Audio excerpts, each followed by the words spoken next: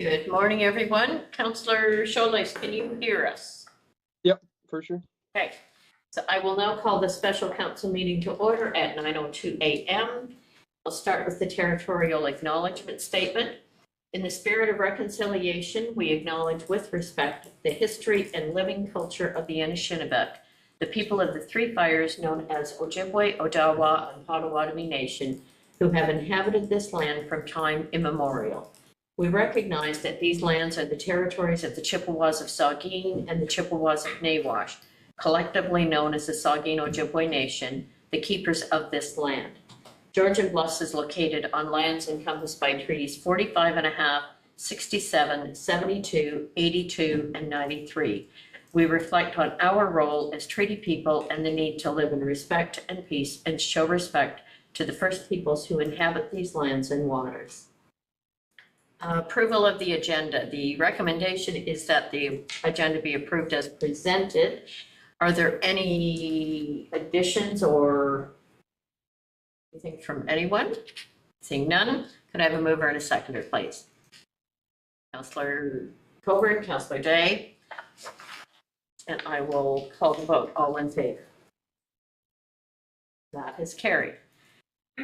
So we are in special council today for the levels of service strategic session. Recommendation is that council of the Township of Georgian Bluffs hereby moves into a strategic session at 9:04 a.m. Could I have a mover and a seconder, please? Councillor Winters and Councillor Day. All in favor? That is carried. I will turn it over to staff for the levels of service staff presentation.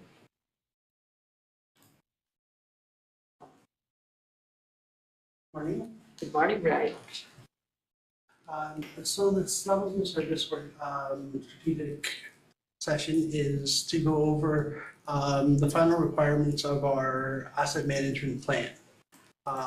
In the requirements, the final stage is to set the levels of service that the township is currently at, and also where we want to be in 10 years. And then this will help guide staff and council in determining the budget and how we get from where we are now to where we want to be.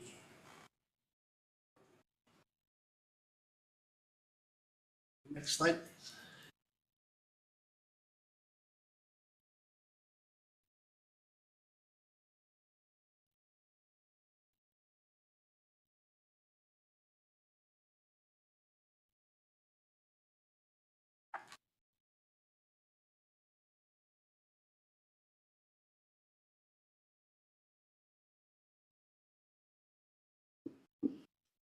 So what are our levels of service? Level of service is a measure of what the township is providing to the community and the nature and quality of that service. There are two types. They can either be the technical metrics, so specific values, specific years, specific quantities, specific goals, or more of a quantitative description.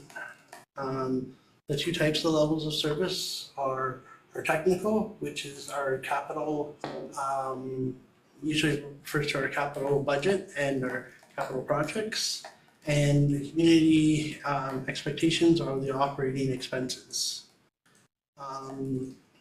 The metrics that are required as part of the Ontario regulation have already been detailed in the asset classes in our asset management plan. And we'll cover those as we get to each of the asset subclasses. And additional performance measures have been added for core assets in accordance with best practices. So those were what we had started with our asset management plan. Council can provide direction on any additional performance measures they would like to see for these assets, and also how they're presented.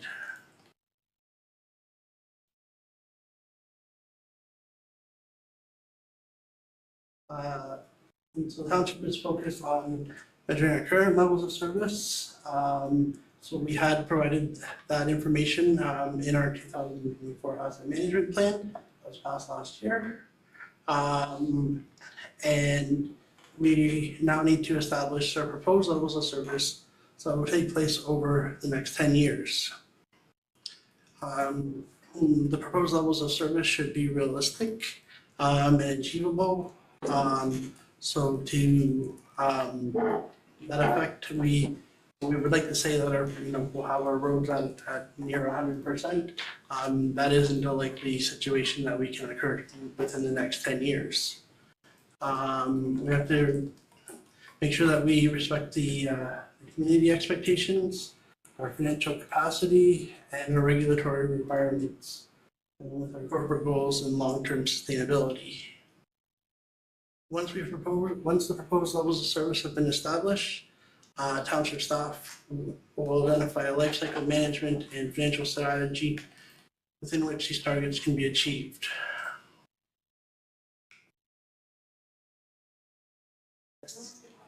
Right. So we're almost at the end of the term, or we're getting towards the end of our term, so we're now setting levels of service for the next couple of terms of council. So am I correct in assuming that this document then will be fluid, that the next council may choose to make changes to it? Yes, so as part of our annual review, there will be changes that can be made by the next council.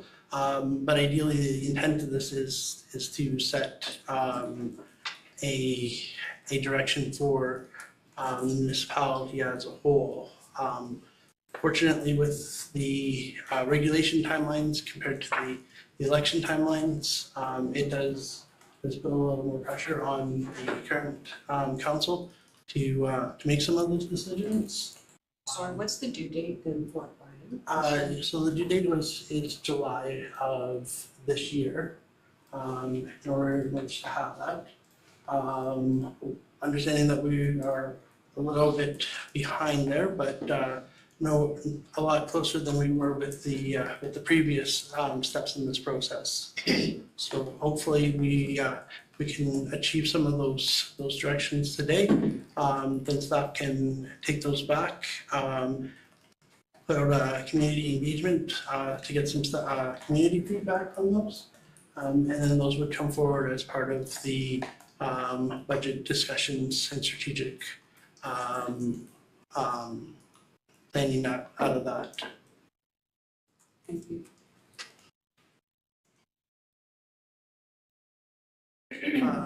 So our goals for today are to discuss our current levels of service for each of our asset classes.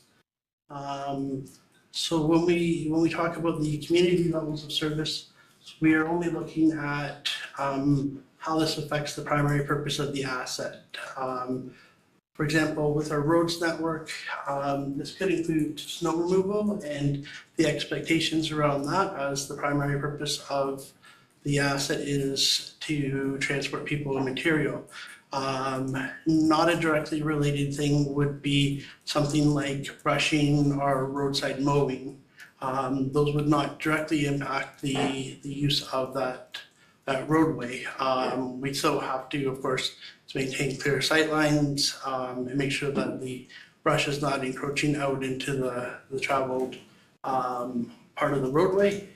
But overall, the intention of this is to make sure that the asset being the road is fully functional and usable and at a standard that we can define clearly to both the residents and in our asset management plan. The technical levels of service, which are more of a capital. So these would be some of the things that we would set for the standards. So this could be the average condition we would like to see our roads in.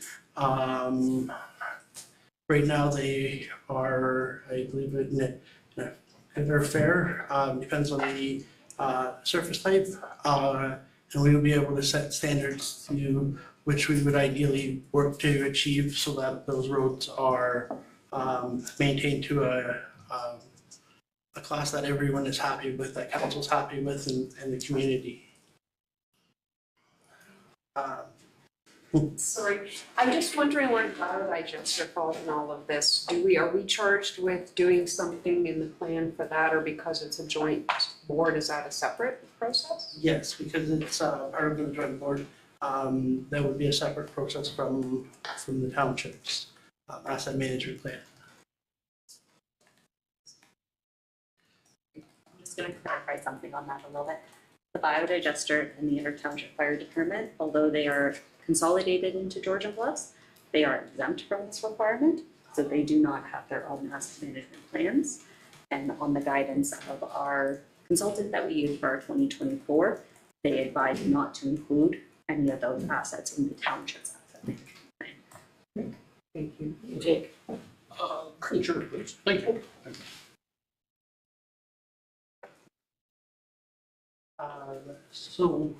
The hopes and today would be to discuss any additional metrics or changes to our service levels that we currently have, which would then provide direction to staff to analyze the costs to achieve these changes and proposed service levels. And then we will, staff will report back to council on the budgetary considerations in making these changes. I guess one.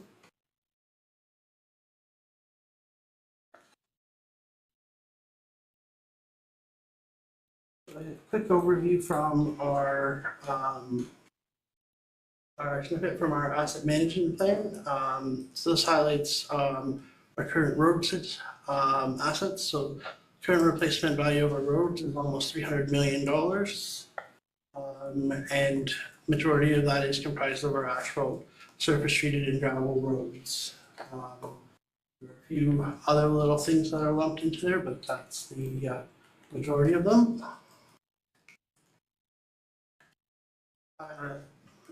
And this again takes some important information out of our asset management plan and shows how we determine, mainly how we determine the condition.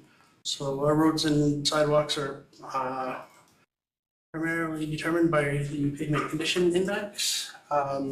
So last time this was completed, StreetLogic drove around in 2023 and identified deficiencies in our roads and provided them each with a pavement condition index. And this information is used in determining which roads are in the worst shape and could benefit the most from remediation. Sorry, I apologize, I am saying a lot. In determining the pavement condition index, we would be able to define what would be the best treatment for those roads and what type of remediation would work best. Whether that's a single surface to reseal the road, or whether that is up to and including pulverizing the road, reshaping the base, and bringing that road up to and rebuilding that road into a condition that is what we are desirous of. Some of our assets that we aren't able to reasonably determine are too numerous to individually determine, such as signs, guardrails, and streetlights. The condition of those is primarily based on age. Signs, I mean, they have a cost to them, but to track each and every one of those signs and its condition, we do track that in terms of retroreflectivity, but in determining the cost and breakdown of each and every one of those signs would be too time consuming. And depending on the orientation of the sign, if it faces south, it might wear out sooner than if it faces north. And those are things that would be too onerous to try and track. Just a quick question, sorry, go ahead. Go ahead. When we're looking at something like that, especially the signs, is there any thought to taking that, because I'm reading this as being what's in very poor is 221,000. taking that in 1 year and saying we're just gonna replace all those signs so we get everything up to very good and then it's off that list for a period of time? So for signs, part of that has been the manner in which we've gone about replacing them. And in terms of how our tangible capital asset policy has been applied, which will be coming forward to council for clarification. Previously, we had set limits on how much we needed to purchase in order for it to be included as a capital asset versus say repair and maintenance. Going forward, when we bring that policy back, we will be including all of the purchases of the signs included in that, and then kind of rotating out the oldest purchases. So we'll determine an adequate and industry standard life for those. So if that was 10 years, in year 11, we will add the new purchases and we would remove the oldest purchases of signs.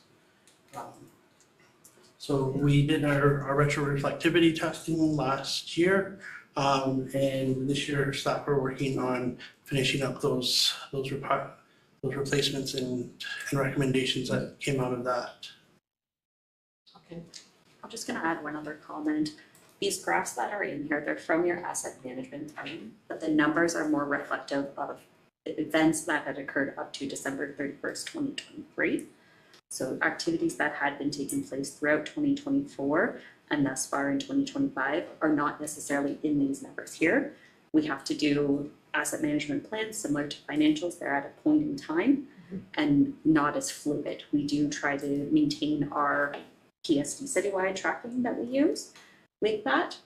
But as new information becomes, we're balancing when is the best time to update and present updates opposed to using what has been approved. So I see the acronym EUL on the chart and I didn't see it defined anywhere, but I'm assuming that means estimated useful lifetime. Yes, sorry. Okay, no problem. And so I'm wondering if you can explain what factors went into the weighting to get the weighted average, and why we are using a weighted average. So for the weighted average, we might have a 1 kilometer of roadway that is in say a very good shape, 80 or 90. But if we have 3 kilometers of a different road section that are down at 40%, we would add those together to be 44 kilometers, and then we would add the PCIs for all of those together in order to come up with our average. So for For roads, age. so for roads, the weighted part is the distance. Yeah, Okay. is a quantity. I guess I would like to point out that your summary says that things are fair, 48%. But that's after you look at the overall weighted asset. But when I looked at the condition breakdown and you look at poor and very poor, it doesn't paint a very good picture at all when you look at these individual categories separately. So the 48% might be a little bit misleading. I imagine roads we're gonna have to make some significant decisions down the road or soon. Mm-hmm. And part of that as well is if we, on our previous slide, our surface treated roads account for a much greater quantity of our roads. So that would also impact that overall weighted asset condition. And then at the bottom is our risk and criticality. So this is determined mostly by the current condition, but also by the service life. And that is multiplied against the financial cost to replace the road, and the, not to say importance of the road, but basically the speed limit and traffic count that are on that road. So a major roadway that that could fail, that was a class 3, would have more of a impact than if a class 6 road were to fail and wash out. I'm not sure if this is the right time for this question, if this graph is coming or if it's been excluded from the PowerPoint. On page 36, there's a graph that shows the road life cycle model. I can check too. Yes, that'll just be coming up in a couple more slides. Okay, I can look.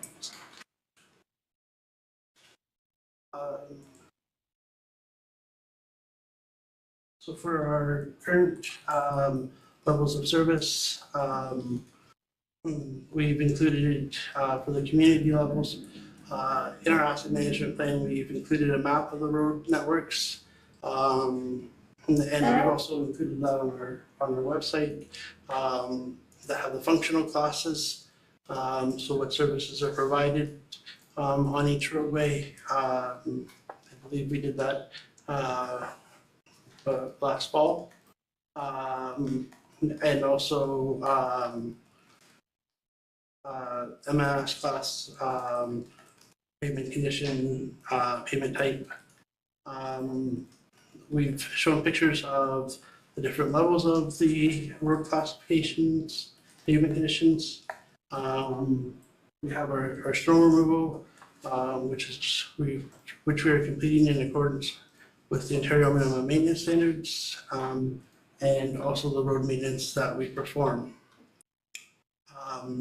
In discussing possible examples of proposed levels of service, these are just examples, obviously not any kind of recommendation or something that we wouldn't consider, but how we would get, if we wanted to enhance levels of service to our assets, we could do central line painting for all of our hard surface roadways. We could reduce the percentage of gravel roadways.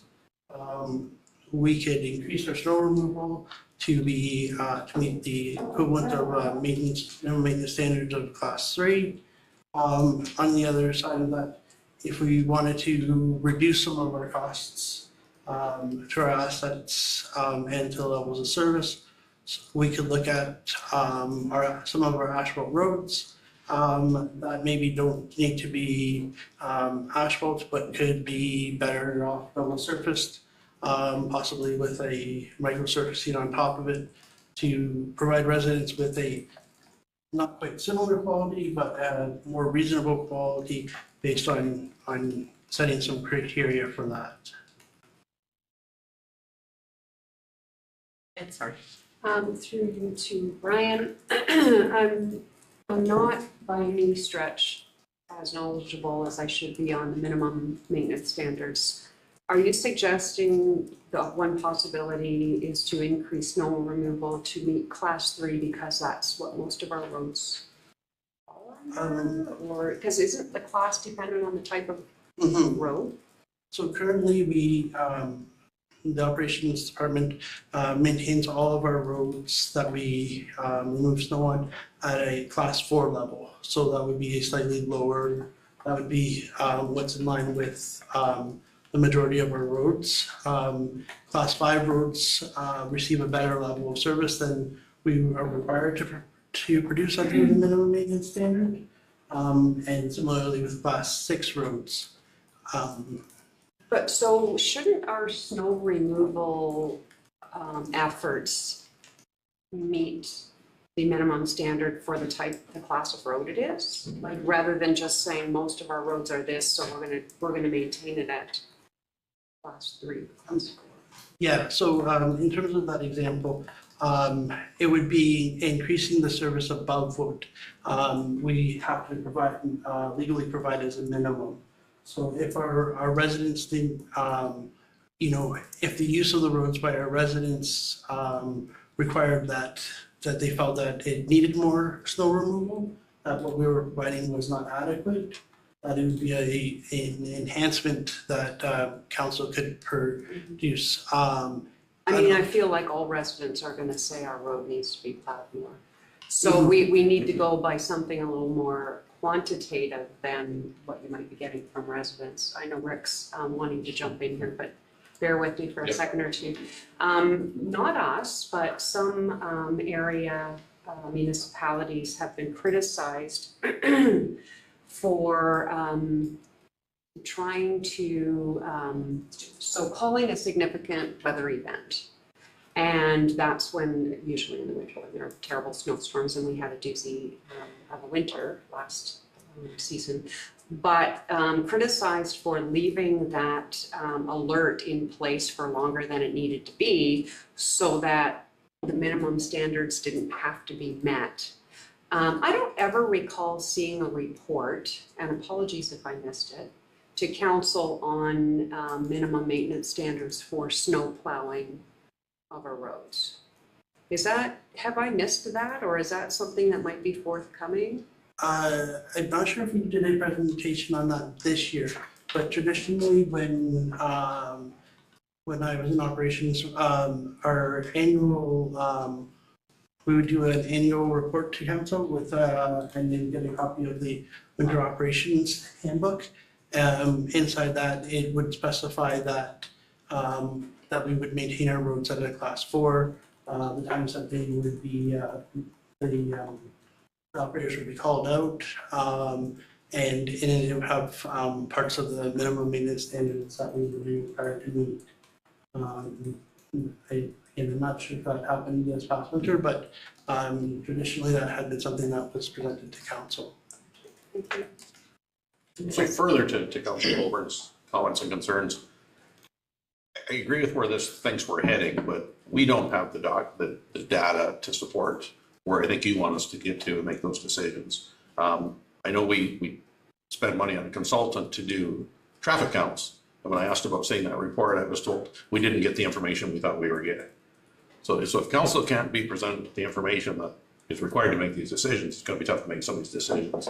And further to the snow removal report, I think we did see a plan last year, but it was the quote unquote dumbed down so that it was a report to us, but didn't really give us the details of what we were really looking for. So yeah, I agree with where we need to get to, but I don't think we have the data to make those informed decisions based on, you know, I was going to bring up signs there a while ago. I know we've increased our budgets for signs. We've done retroreflectivity, we've increased the signs, but yet this is, again, this is an old 2023, not showing 2024 data. You know, I did ask on one of our road tours about all of our roadside intersection signs. Like, you can't read the word Georgian Bluffs anymore, and I was told, hang on, we're addressing that.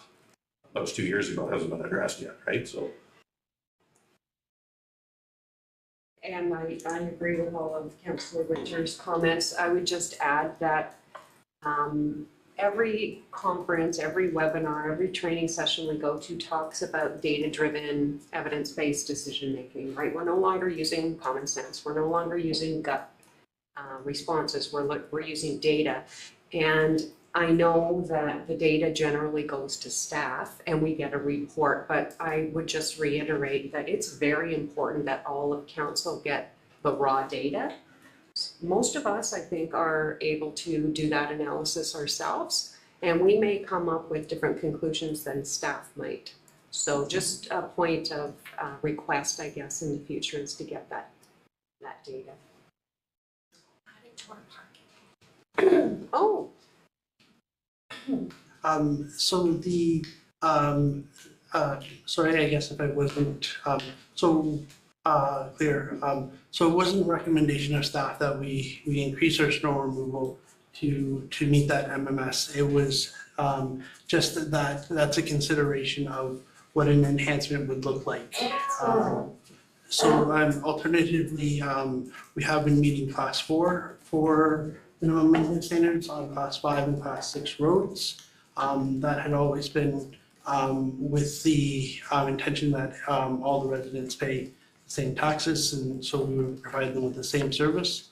So, but a reduction in service would be that we only meet those minimum requirements, and those other classes of roads could be moved down to a class 5, which would require not as much time and effort spent on them, but at the risk of resident dissatisfaction with the services that they're receiving, which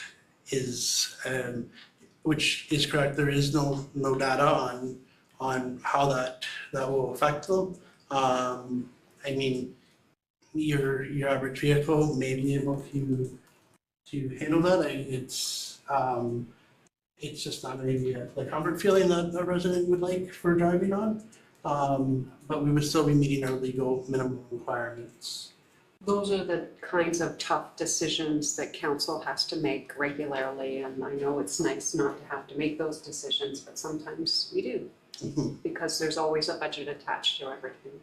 So my comment on that would be, no matter the level or the class of road that our residents live on, they all still likely have to get out and go to work every day. So reducing that level of service, I don't think would be appropriate. I could see increasing on a higher use road or a higher standard road to keep that one cleared quicker. Councillor Coker. Again, those are the kinds of Yeah. tough decisions as council we have to make, right? So it's like bridges. If we have a bridge that's gonna cost us X millions of dollars to fix, and only one small group or a few individuals in the community use it, sometimes we have to make that tough decision. And it's hard to say no to people, but that's what we've been tasked with as council members. The kind of a midway point in that is, I guess council could elect to dedicate a levels of service for an afternoon level, in that perhaps no one should have to drive on more than one road that has not been cleared in the afternoon shift from work. And then staff would work on what it would cost to design the routes so that, and the staffing that would provide that level of service. So it wouldn't include every single road, but perhaps it includes a main road that then would go into the subdivision that would not be plowed in the evening, but would still remain, plowed in the following day as part of the regular snow maintenance. It would be an adjustment and perhaps an enhancement to what is currently provided. But it would be a change to the level of service that is publicly set by council. Is that part of what's going to be coming back then, so that we can see what that enhancement would cost when we go into the next round? Okay. So that is the hope for today, is that we would get some suggestions from council, that staff would be able to go back and investigate those costs. So they could be as simple, or these relatively, as saying we would like our roads to be good as opposed to fair, like all our roads be rated individually as good as opposed to fair, or we provide what level of surface is put on those roadways, indications like that. Bruce, did you have a comment there? Okay. So we are prepared to jot down any of those suggestions or comments in addition, and at the end we can review them, and if council chooses to provide direction on those, we would bring that those costs forward at budget to implement that. We'd also be looking for any indication of a timeline for how to implement that. Something like increasing the pavement condition index for our roads would take longer to get to than if it was something such as changing perhaps the levels of service for snow removal. And just for clarification, are you asking us as we go through each one of these slides then for recommendations, or is this an overview for now and we'll come back to this in more detail? We can do however council would like. We can go through the whole presentation. It has been divided up into individual asset classes, and we can go over each of those asset classes individually and then return to them to discuss, or we can do it as we go. It'd be easier to do it as we go and it's, rather than try to come back and remember later. I think I'd sooner see it go on the list now while we're dealing with it. And at any point, if we're in another topic, and something does come to mind, we're gonna keep those up, on the wall so we can jump back and add anything else that might come up along the way.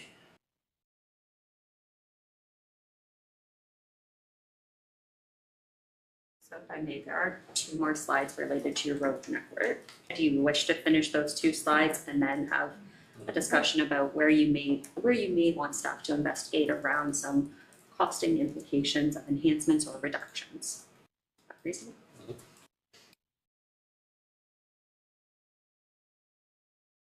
So some of the technical levels of service that have to be required based on the regulations of ORA 588-17.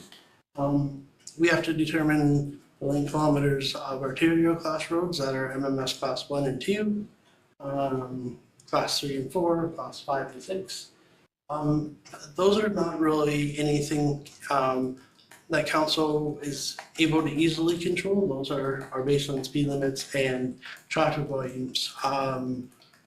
Through the reduction in speed limits or areas like that, there could be a change in reduction from possibly a class 3 or a class 4 down, but to increase the levels of from a class 5 or class 6 up, are usually quite limited in how we would be able to do that. And generally, the people take the easiest route. So unless there was something to hinder them to divert them, otherwise, those are largely out of council's control. Something that is more in council's control is setting the average pavement condition index for our paved or hard surface roads, and also our unpaved roads, our overall condition index, our rating, and our average asset risk, which we kind of touched on a couple of slides ago. That's where it's the overall condition of the road times the cost of the failure would determine that. So if we wanted to reduce that risk, we maybe would need to enhance our paved roads to a higher degree than our gravel roads in order to reduce that risk. And then we have an actual reinvestment rate, which was during the creation of the asset management plan, was kind of an allocation out based on what was going into reserves versus what it was costing to replace our assets. And then a target reinvestment rate for each of the asset classes. So again, if we wanted to get to a break-even point so that our network was sustainable, that would be the target that we would need to reach, would be to go from about 2.69 million to 4.53 million over the next 10 years or so. Brian, I am sorry for asking so many questions. I'm looking at average condition rating, current level of service 61%. So does that mean that currently 61% of our roads are achieving an average condition rating? So that would be if we took our weighted average and brought our roads back to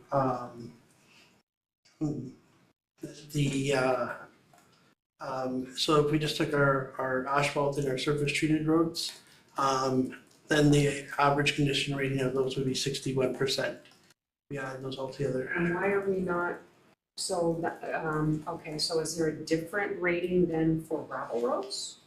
So that would be our the average condition for our unpaved roads. Just above it. But it's not a percentage, it's just classified as fair. Our gravel roads, as part of the budget, we have increased that from a 5-year maintenance cycle to a 3-year maintenance cycle. But it's not, the pavement condition was done, by employing the street scan, thing, to provide a definitive answer. Our gravel roads, once we get the graded and, calciumed for the year, then they change less. But, during the early parts and the later parts of the year, it becomes fairly fluid as to the condition of the road based on weather, based on when they were graded last. But overall, it's been we've set the criteria for them as excellent, good, fair, and poor, as opposed to an exact percentage. Right, is there a map that shows us throughout the township what the different roads are classed as? So on our website, we do have that information. And perhaps we can bring that up here.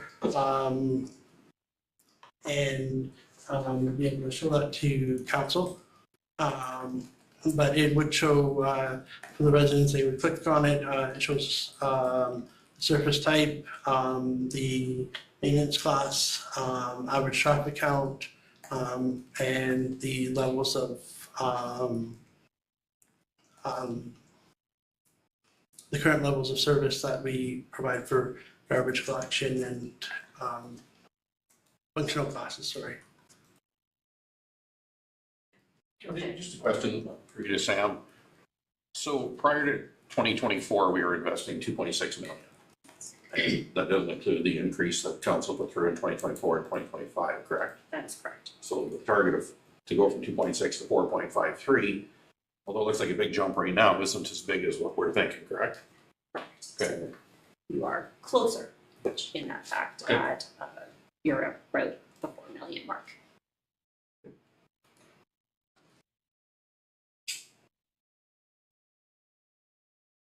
Trying to find some good news somewhere. And then we're, this is what Councillor Day had been asking about here. So this is showing how more regular and preventative maintenance can slow the decline of the asset's depreciation. So some of the rehabilitation and replacement measures that were included in this is if we were to do some regular crack sealing, whether we did a slurry seal or a microsurfacing, applying a single surface treatment to roadways, all of these preventative maintenance steps, if we spend the money to, especially if we spend the money to rehabilitate a road, providing these much more cost-efficient solutions to it on a timely basis would prevent it from deteriorating to the point that it needs to be replaced again. Traditionally, or unfortunately, a lot of our roads were completed and then we would move on to the next road and it became a continual, we would spend our money on the lowest roads. This year with the pavement preservation, we've taken great steps in stopping the rapid depreciation of some of our roads by resealing them, providing new wear surfaces on top of them, and making it a lot easier or a lot cheaper to maintain than pulverizing and starting from fresh. Thank you. In part, I think my question is answered by comparing the graph in the paper handout compared to the one on the screen. I was wondering how arbitrary the points of improvement were, like how many times you can treat a road before it becomes a road that really requires deep maintenance. And if that's a really predictable, usable tool, or if it's something that is less predictable. So we have very little base information on our roadways. So depending on some of that information, so a road that's down in Derby that's built on a more solid base may be more predictable than a road that we have in North Keppel that did not have the proper bedding put into it because of underneath it. It could have been built on an old corduroy road, and instances like that. One of the considerations that we would like to see is by now being able to track how the roads are changing over in between scanning, then we can provide a better feel for which roads are depreciating as expected, and which roads are not, are operating kind of on their own terms. During reconstruction of those, and we get a chance to look at the base and properly identify what kind of condition the road's on. But yes, depending on what ends up happening with the roadway, would affect whether or not it can be continued to be treated, or if it develops base failures or such, then we would have to look at this not being a long-term solution. We would have to look at a rehabilitation. Great, thank you. That's useful to know what tools you have available. Just one comment if I may, just rehabilitation replacement, I mean, that's all great, crack sealing, slurry seal, single surface. That's all looking down at the asset. If you look up and you see the tree canopies, the drip lines of the trees and stuff, huge detriment to road surfaces. And it'd be nice to see that kind of built in as a maintenance activity. You know, I drove to Session 17 Friday night, and it's a beautiful road, and service treatment's been put down, but you look at the shadowing in the tree canopy, I know exactly where we're going for potholes in 6 months to a year. But yeah, we need to kind of look up and not just look down at our assets, because our surrounding topography, trees, whatnot is also affecting it, right? And that leads more to Councillor Day's question about how often can you keep repairing the same road? There may be nothing wrong with the base, but it may be a drainage issue, it may be a shadowing issue, that sort of thing, right? So. And I guess similar to that is the shoulder buildup of that is the material, the water able to get off of that road.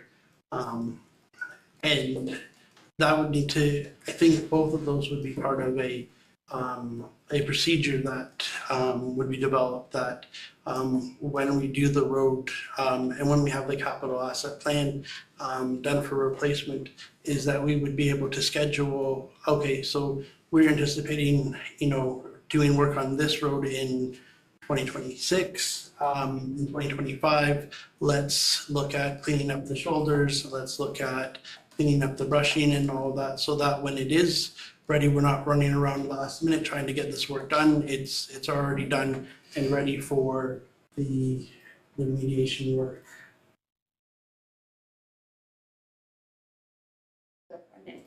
That was the end of what we were presenting around road network. I would invite council to discuss a bit on what some enhancements or reductions you may wish for us to investigate and report back on some costs. I don't know if you want us to go back to the previous slide. I've had some of those examples, or that's all those were examples.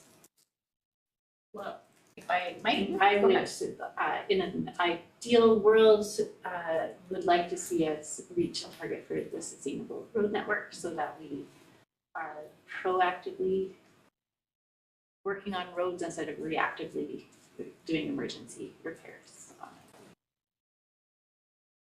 But it's hard, I find this process a little bit tricky to know how specific we're aiming here in terms of what types of suggestions are required. So I'm curious to see, like, if there I feel like if there are gaps that counselors are noting, that staff are noticing this big gap that we have not thought about, then I appreciate the expertise of the folks who think about roads more often than I do and all the other things that are coming down the pipe. I wonder if it might make sense for us to talk about the two different sections separately, right? So maintenance versus capital. Does that make sense? I'm just trying to find a starting point for us for some practical advice. And in the plan is would be to we want to look at things that are affecting the asset. So that would be like the canopy, the snow removal, and stuff like that, the drainage. But it wouldn't necessarily be more of like a cosmetic brushing or something like that until it gets out to the point where it is affecting the road or the visibility. That's just general maintenance that the municipality would be looking to complete instead of something that is directly impacting the asset. Is it realistic to look at the sections where it says very poor? What are those areas that are very poor and what would it cost to bring them up to a better condition? I guess what I'm looking at is how do we get those very poor ones off that list to bring them back up and keep attacking from that side as we look at, there might be some that are in a good or fair condition that putting a little bit of extra money in next year or the next year keeps them at that level. And I think it would be good to not let them go to the point where they hit that very poor rating. That was a conversation we had over the asphalt preservation program. When it came back to council, was we've only presented roads that are in the fair condition. But as I said, we can't ignore the poor and very poor. We need to keep moving those forward, but we only focused on fair roads. So we need some sort of a plan that says this is what we're doing, this is how we're doing it, we're moving those forward, right? And I don't know that just saying, we want to go from 61% to 65% encompasses that. It doesn't really bring those up. It still focuses on the fair. That's why I'm concerned about trying to set that target. Is it looking around? Sorry, no. Is it looking around a pavement condition index of a certain percentage on average and having only, you're always going to have something in the poor or very poor, but limiting that number, having it be a bit of a twofold to it. I guess what I'm looking at, is there a way for us to see what fits in that very poor and to see then what would it cost to move that one up, but still keeping sight of those ones that are in fair to poor and not letting them go to being very poor? Or at some point move our very poor to being a better condition than it is now? I guess the other side of that could be, is there an amount that council would like to dedicate to preservation versus improvement? Is if there was a goal for so much annually to be for preservation, or if there was a target date for when those should be brought up. As part of our 10-year capital plan, we can start to set targets for addressing those poorest of roads and improving them. But it's a matter of at what rate do we want to do that. If we would like to spend all of next year's budget on improving those roads, then that could be brought up faster, but then we don't have as much for preventative maintenance. Or so if there was some sort of a timeline or a goal to address that and bring that up, then staff would be able to look at how much of those portions of roads could be done each year, with the rest going to preventative maintenance, so that we can achieve that goal in 5 years, in 7 years, something to that effect. Because currently it's been a lot of all of it to one end, or a lot of it to the other end.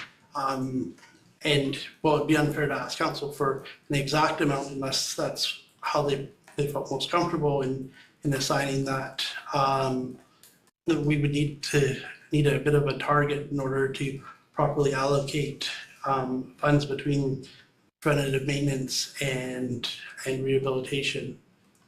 So if I could just answer Brian first, Kathleen, then I'll go to you.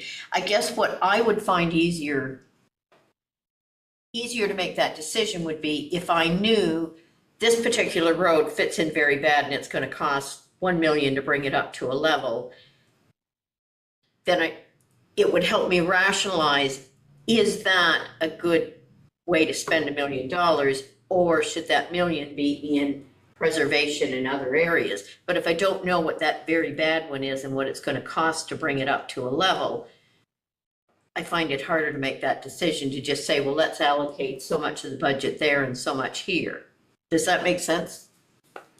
It does. The other side of that too would be looking at the preventative maintenance side of it. So while that road may cost $1 million, and there may be other roads that were $500,000 or less, if we're missing the ideal point in time to rehabilitate some, or to seal some of the roads or provide that maintenance, there would be a benefit in perhaps letting that road go an additional year or two, so that we don't miss those optimum points in the preventative schedule. So I think the best would be to bring forward more of a 10-year plan for council to review, so that they can see what is anticipated, as opposed to trying to look at each road as a one-off without seeing the big picture. Okay, Councillor Coburn?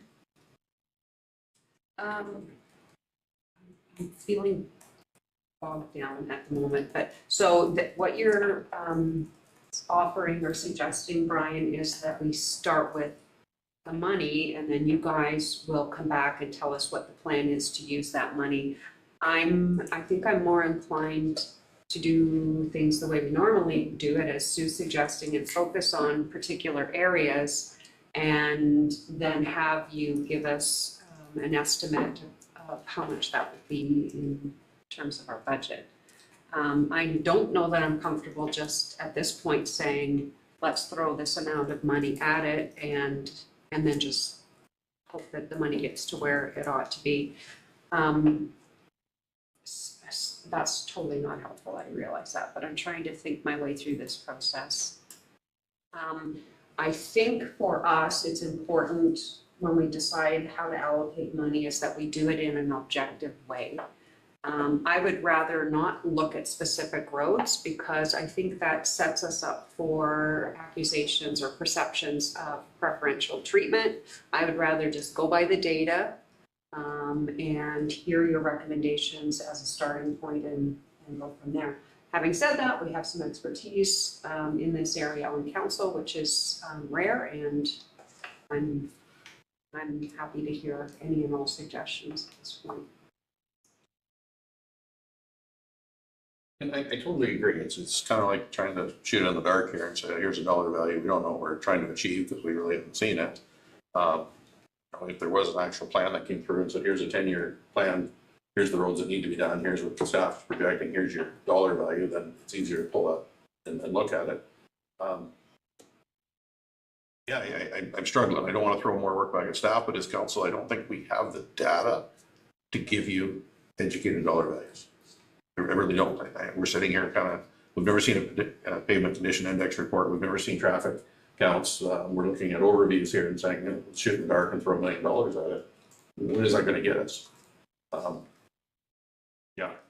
Would a timeline then to see an enhancement be more to council's liking them to bring back a capital plan, be that, the intention is to have a 10-year plan, in which it would contain, targets that we would be trying to meet, and so, it is that mix of preventative versus reconstruction. We would base that on the data, as much as possible, but again, if there's a road that is a significant length that would require significant contribution, or we're able to, that year, we could maybe do more preventative maintenance because it's in that ideal time, and then look at it as a major project for the next year and less preventative maintenance on that year. Because I agree that, asking council to provide a set figure for it would be very difficult because, each road is a different length and each road has its own unique challenges that go along with it. Some will have base stabilization issues with them, if there's a reconstruction. And some will require some of that other remediation that we had talked about, with clearing of the canopy and cleaning up of the sides of the ditches, or the sides of the roadway, so that water drains off. If I may, it may be just that we need to establish the parameters that we're working within rather than just the money amount. So maybe that would help. Right now, our current level of service for paved roads is good. So in generally speaking, I would suggest we want to keep our paved roads in a good working class. Our average surface condition for unpaved roads is fair. So do we want to push fair into good, or do we want to keep it as fair and knock up the ones that are in really poor condition up to fair? So I think that's what we're trying to differentiate here, rather than assigning a hard number to that.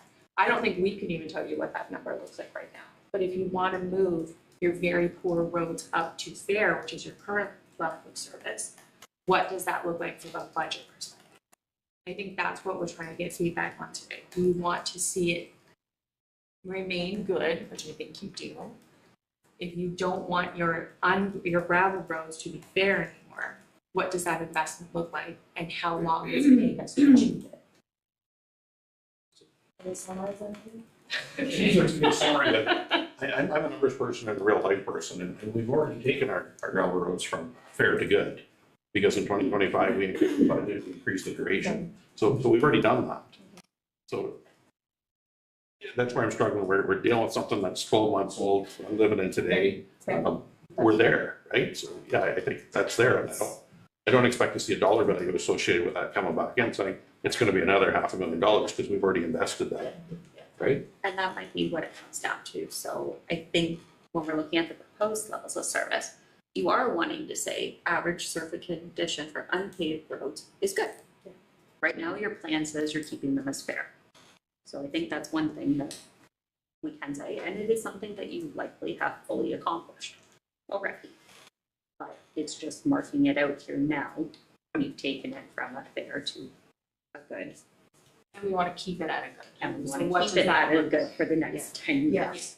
But that's for that, but when you look at concrete roads, it's all in the very poor category. So my mind was going where Brittany's was going, like, let's look at that graph of the beautiful colors and see if we can't make a difference there. That's one road. So. Yeah, right, I right. mean, but even just- Yeah. Right, but even signs, look at our signs, like these are, when I see all that red, I'm not happy about it, and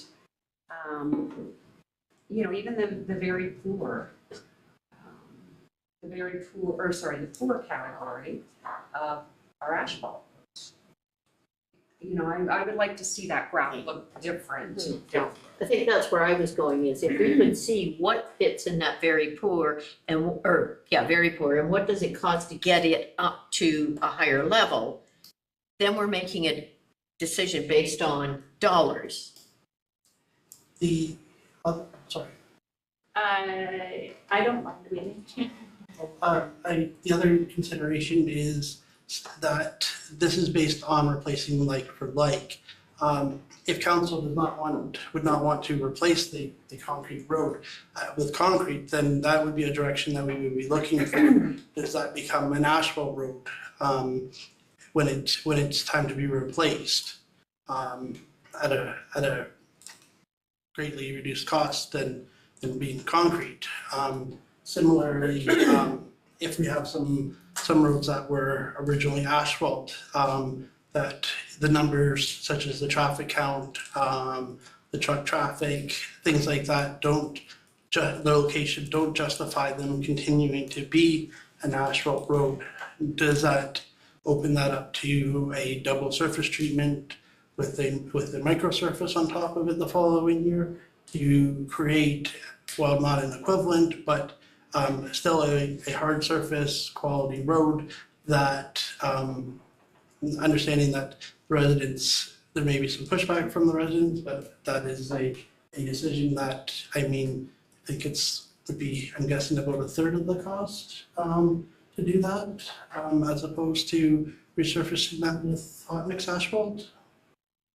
So would that then allow us in that case to keep a road in a good condition that as an asphalt road would be considered a very poor? Is that what we're kind of talking there? Yeah, if the asphalt was removed and it was so that it could be created with a proper base and the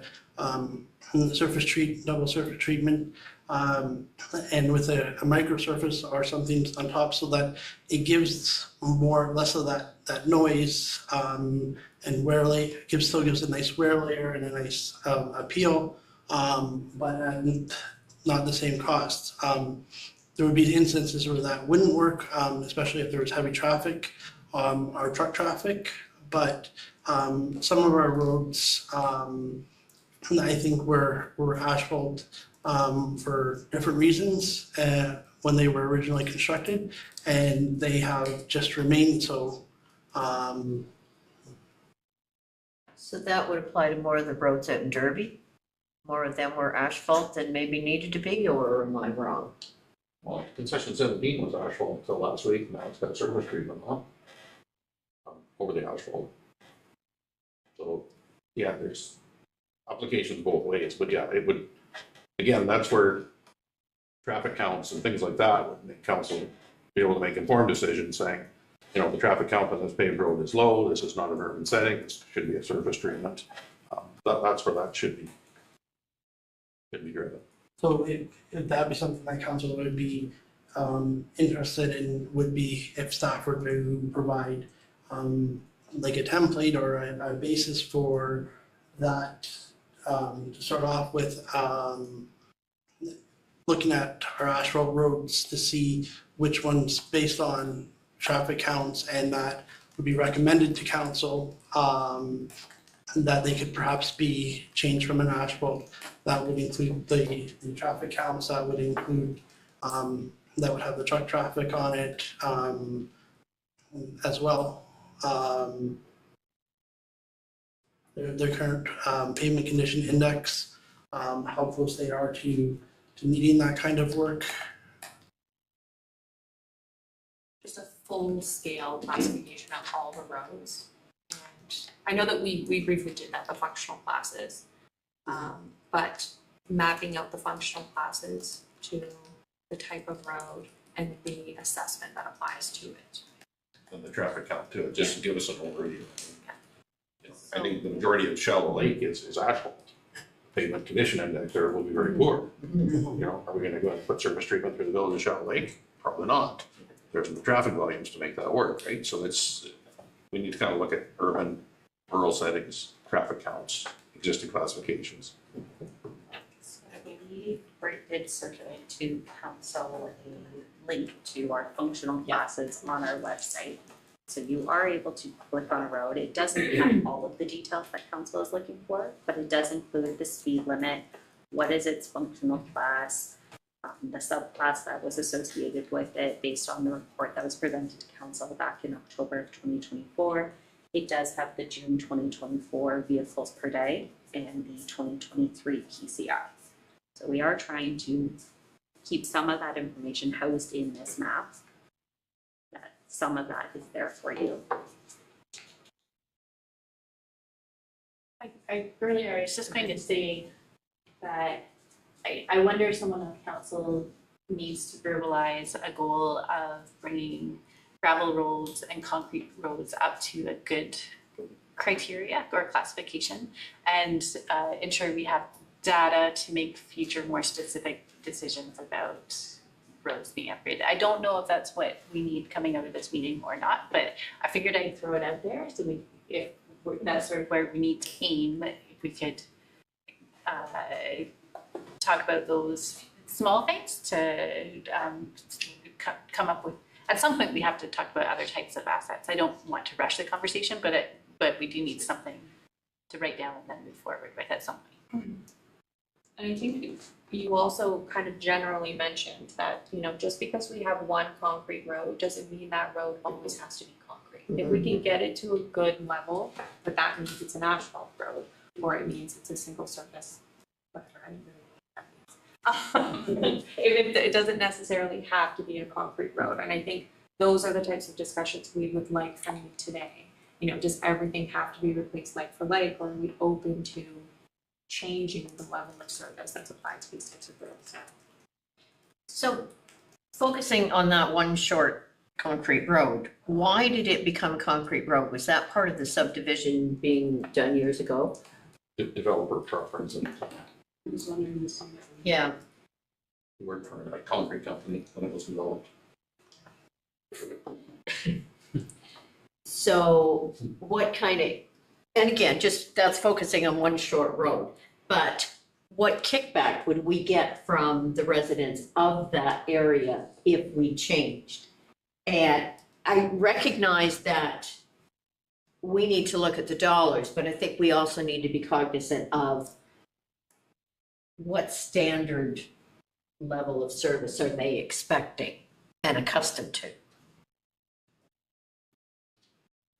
Councillor Coburn? Again, my decisions are not going to be made based on who's going to be disappointed with us. It's going to be made, for me, my decision will be made according to the data and what's best for the municipality as a whole. If we constantly make decisions based on fear of kickback, we're never going to get this right. Our 1 year plan isn't going to be right, never mind their 10-year plan. So we just have to stick with the data, and that way we can say, here's why we decided what we did. Here's what makes sense for the municipality as a whole, and go from there. I'm sorry, that's how I feel. I don't like to disappoint people, but this isn't an election year, and so I think we just need to make some decisions that might make us unpopular, but are responsible for the entire municipality. So I think you're trying to summarize that, we don't want to go backwards. We want to improve where we can. We want to remove our roads from poor and very poor to some sort of improved classification. And if that involves different sorts of technologies and service treatments, we need to look at that. I think that's where summarizes everybody's comments here. But data driven and an overall plan. And so that's roads. I'm looking at streetlights, and again, pardon my ignorance, but we've got 40% at very good, and then we've got 60% at poor. Can someone give me some specifics on that? So there has not been any kind of detailed review of our streetlights. So those are strongly based on age alone. With the expected life, I think we have of 40 years for our streetlights. Or some, I think that's what it was. So all the streetlights, all of the lighting apparatus has been replaced in the last 10 years as part of a grant and converted to LED. So I'm assuming when you talk about poor, we're talking about the actual post itself or what it's mounted on. Because the light itself is all exactly the same, right? That rating should be energy efficient and within life cycle. Mhm. Do we have any areas where we don't have lights where we ought to have? I know that's come up from time to time with residents. And I'm thinking just outside the Spring Rock corner there. Have you information? So traditionally, streetlights have always been, or since amalgamation, streetlights have always been the responsibility of the developer in subdivisions. The council has not entertained any not entertained any requests to install street lighting in other areas. So that is something that that can be looked at. Again, trying to set some criteria for when those would be considered. There has been many one-offs required, that they would like a street light out in front of their house or something like that.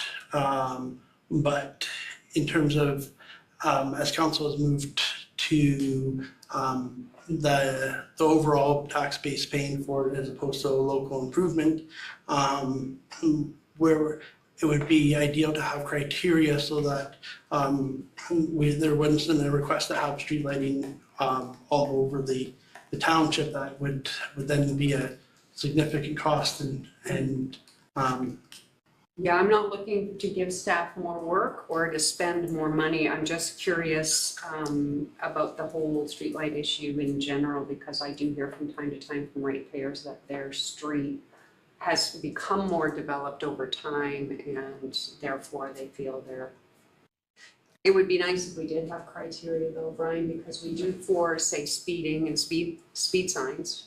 It's kind of the same thing. there could be a density consideration that would define it down to a urban, semi-urban, rural kind of thing, so that we aren't trying to light full of farm properties that are 100 acres wide. But most of our developments where we have that are strictly residential and smaller lots that have been created through development have had, as part of that development, streetlights installed. I think criteria are incredibly important here, and if we're considering adding any, I would like to see it based on that data-driven information that we've asked for in other circumstances. And I think we also need to consider the dark sky wording that we put into the upcoming official plan changes as well, and just keep that broad perspective in mind and not react to one request without keeping the big picture in mind. I would agree there, because I think when you think of developments where we've asked the developer to put the lighting in, as opposed to, I'll use the example of Wilcox Side Road, which is very well lit, but it's by the residents themselves, it's not by the township. So if you had somebody down another side road asking for a street light in front of their place, we need to have that, where would we put it opposed to where we wouldn't? Because we could get into some one-offs where somebody says, well, that road has, I want it now too.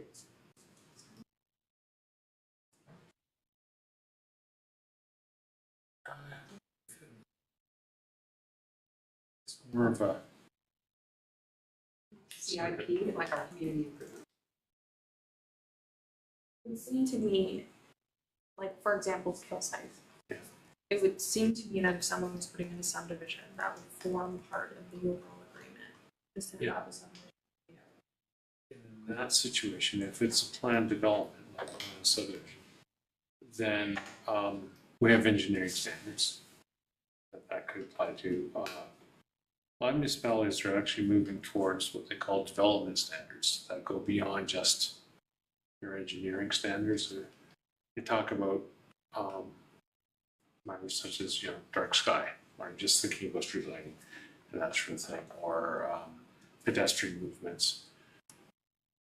Softer, non-engineering type of standards that don't easily fit within a technical engineering standard, but they're still important to the community.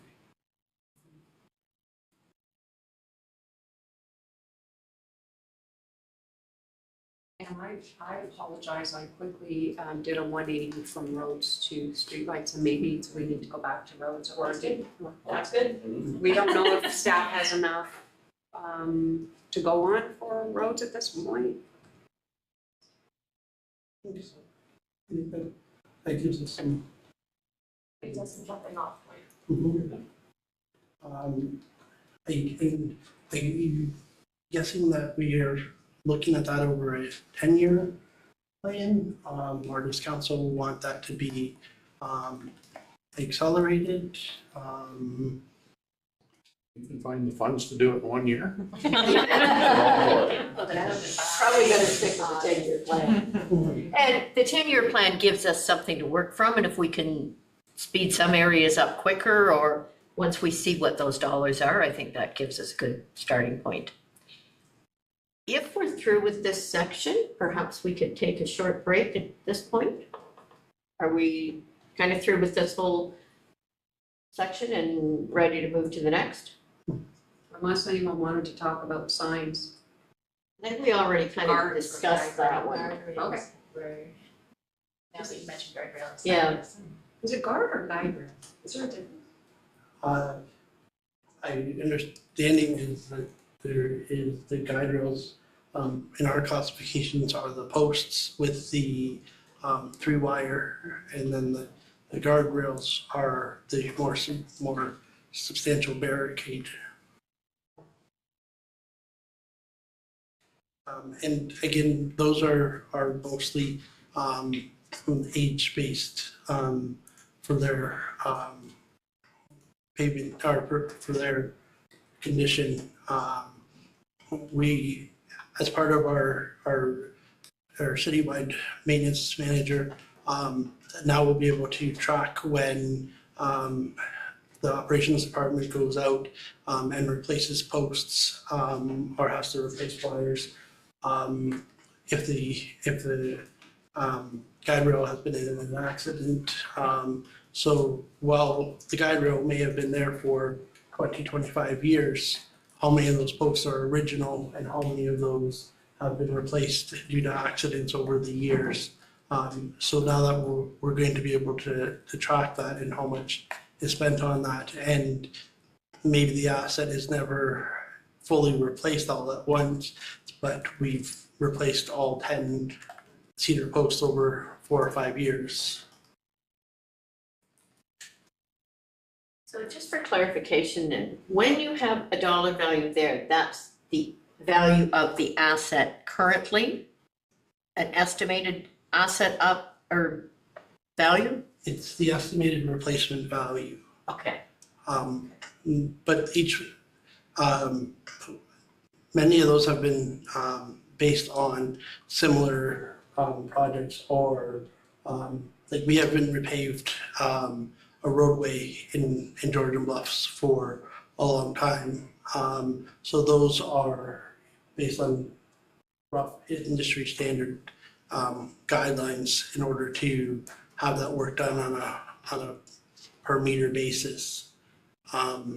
We're also confirming the widths of all of our roads so that we can get a proper square area for them, so that we know how much they should be costing. Some of our original numbers that were provided by the engineer appear to be a little off. But that would be based on replacing like for like. So if we wanted to increase, we need to know what that difference would be. Mhm. So we would apply the same standard to that. So each year, when we have our surface treatment done, and our slurry seals are single surface or double surface, so we can update those costs in one area on our software, and it will then apply those on a square meter basis to all of the similar assets. So what we had last year was based on last year's numbers. Now that we've tendered for this year, we will be able to, as part of our annual review, put those numbers in and things will change. Any other questions or comments? The staff have what you need in this area then. so. Let's take break until 10:35, 8 minutes. Is that good, or do you want longer? Yes. Good.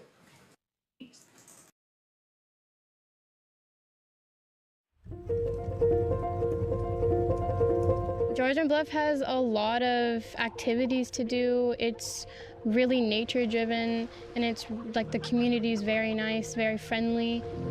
And a lot of the locals come here every single day and they think of it as their therapy. We're the Farouk family. We started Farm on the Lake, and the community, everybody around it, the support structure, the township has actually made us to who we are today. And now that we have this set up, this whole operation is well received by the community. People drive down from far, far away to do camping, glamping with us. A lot of people come from far away to see the goats, and they're really amazed. Sometimes we feed the babies in front of them.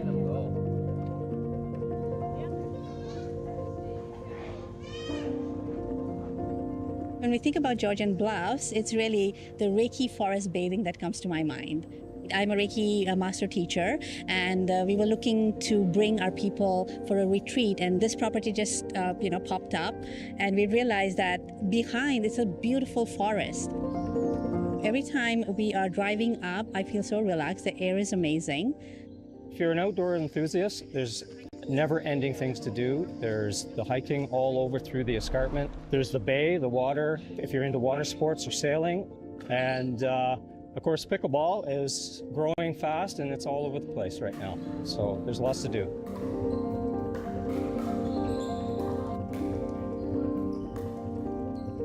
What we enjoy the most about Georgian Bluff is having access to the beautiful nature around us, the cultural impact from the First Nations to the local artists. The trails and so many great things to do, and lots of business opportunity here, and tourism as well to support our business.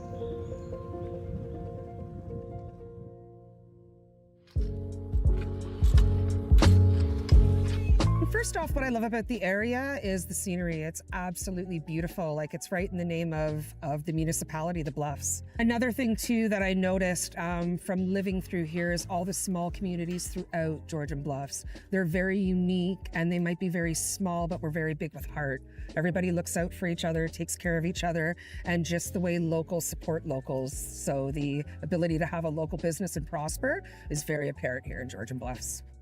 People are more genuine here. People are more sincere. They're kind. They know the word please and thank you.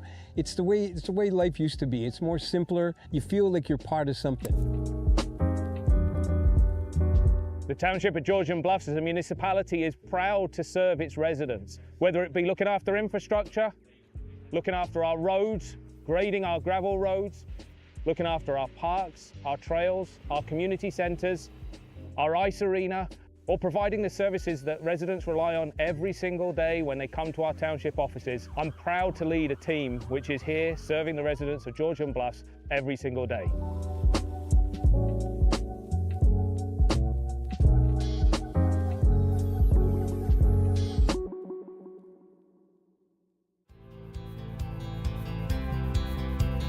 What we'd like to see Georgian Bluffs going forward is really, more people coming to experience this beautiful energy, this relaxed energy, because over here in Georgian Bluffs, I can hear the wind, I can hear the trees talking. It's just amazingly relaxing. Welcoming more people, yet with the same foundation and principles of community, of respect, and of morals. It would be great for Georgian Bluffs to continue to support, nature and the beauty that we have here, and to keep our area clean and beautiful. I hope to see more local businesses, more sustainable living, and more families just moving up here and living and prospering off their land and their property. For me and my family, Georgian Bluffs means being close to nature. Having the escarpment to hike and the water of Georgian Bay at our doorstep is something that draws us to being part of this community. The family-friendly neighbourhoods, the fact I can connect with my neighbours and see them on the street and say hello, and I know the people I'm seeing each day, is something which for me is something I treasure and my family treasures about being in Georgian Bluffs.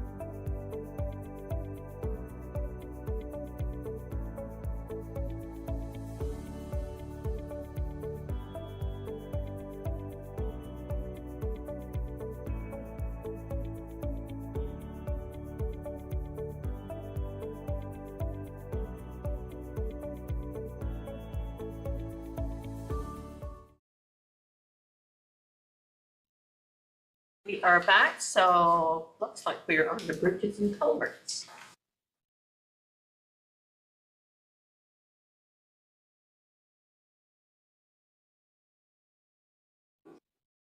We need the presentation up.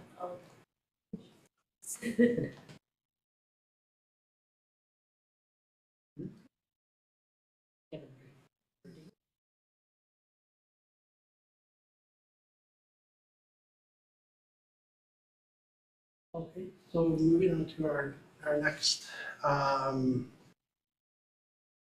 of assets, our bridges and culverts. As you can see from the chart, currently the estimated replacement cost is about $60 million, and that's split pretty evenly between bridges and structural culverts.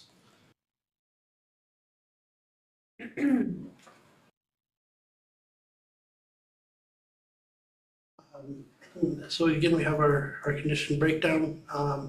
So with the bridges and culverts, primary consideration is given to the biannual OSIM bridge inspection reports that the engineers complete on our behalf. And then the remainder of that, about 20%, is based on the age of the asset. The overall weighted condition is good. So as we'll see, that's similar to our roads where we've added our bridges and structural culverts and small culverts together there in order to get that breakdown. But some will be good at around the 60-some%, and some end up being in the fair at about 59 or 58%.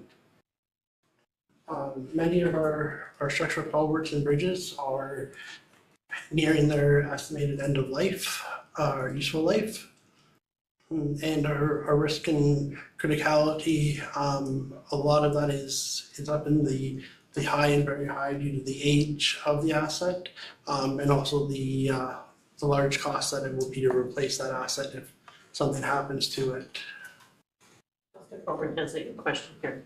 Just under bridges, condition breakdown, so if we have a bridge that's closed, I would assume that would be very poor or worse than very poor, yet we have no bridges showing up as very poor.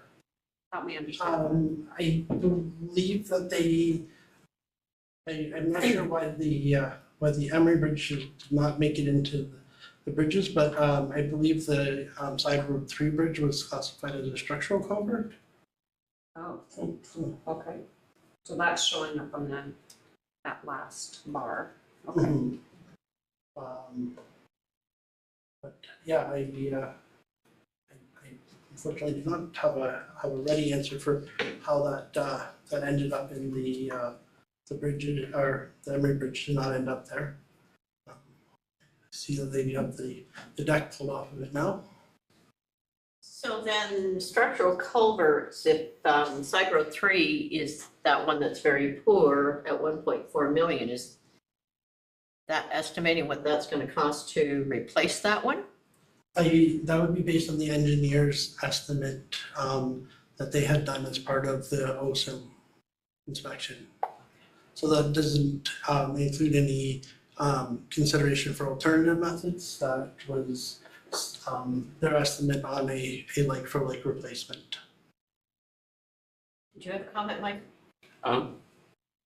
No, I was just affirming that yes, that the Side Road, to replace the Side Road 3 bridge, like for like, it's approximately 1.4. I don't think this looks at other alternatives, closing it or replacing it with a smaller bridge or culvert, that sort of thing.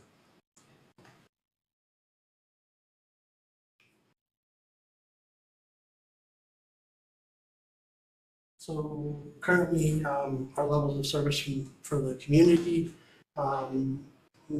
we provide a description of the traffic that is supported by the bridge, and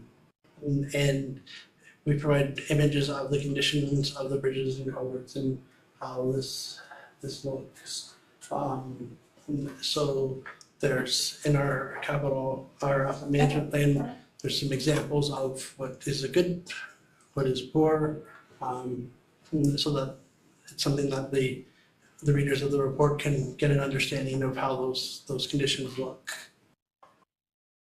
Some of the examples that are possibilities that council could make is in terms of setting a higher average BCI, whether that's investing more in that, the replacement of the bridges. Our engineers did provide a 10-year capital plan with recommendations based on the last OSIM report.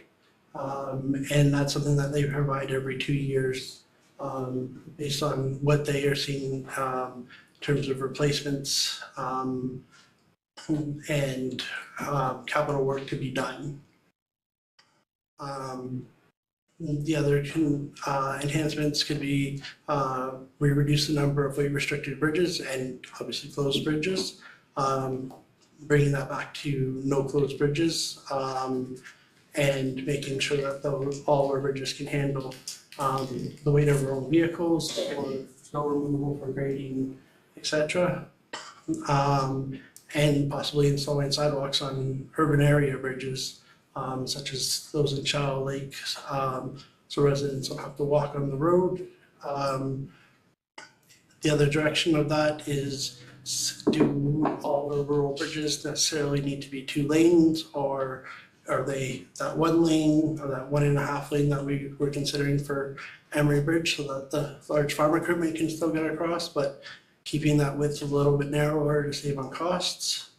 Or do we, instead of reducing the number of weight restricted bridges, do we start to utilize some of those prefabricated bridges that might have a weight restriction in areas where it makes sense in order to reduce costs for replacing those?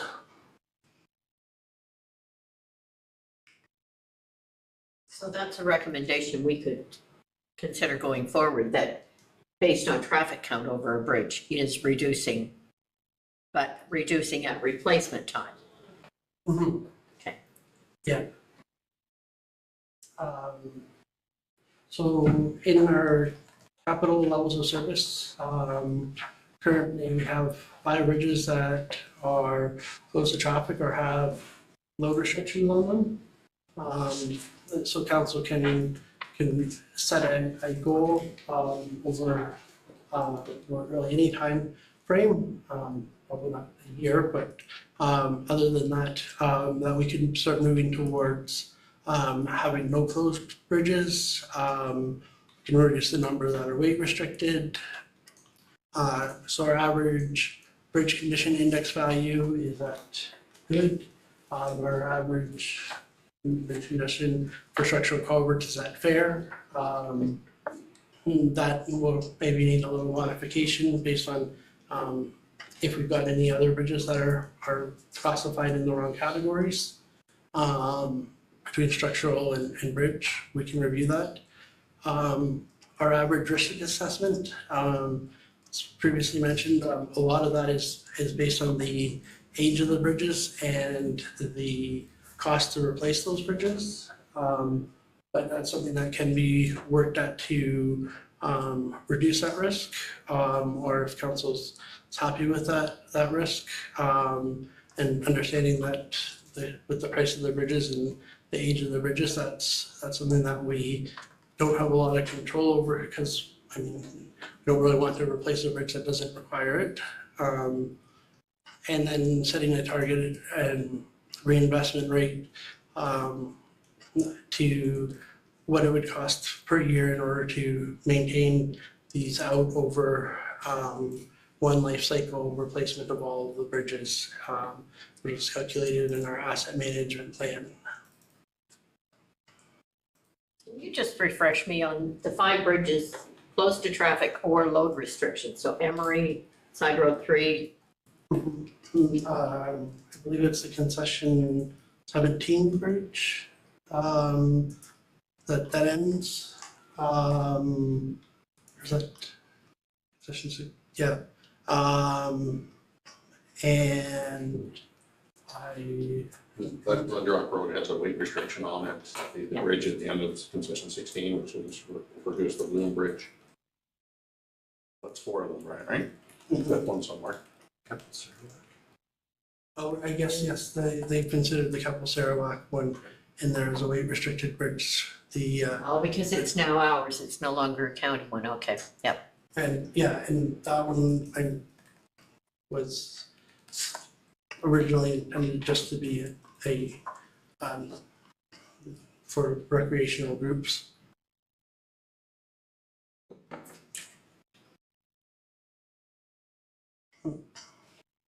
So that is about it for bridges and culverts.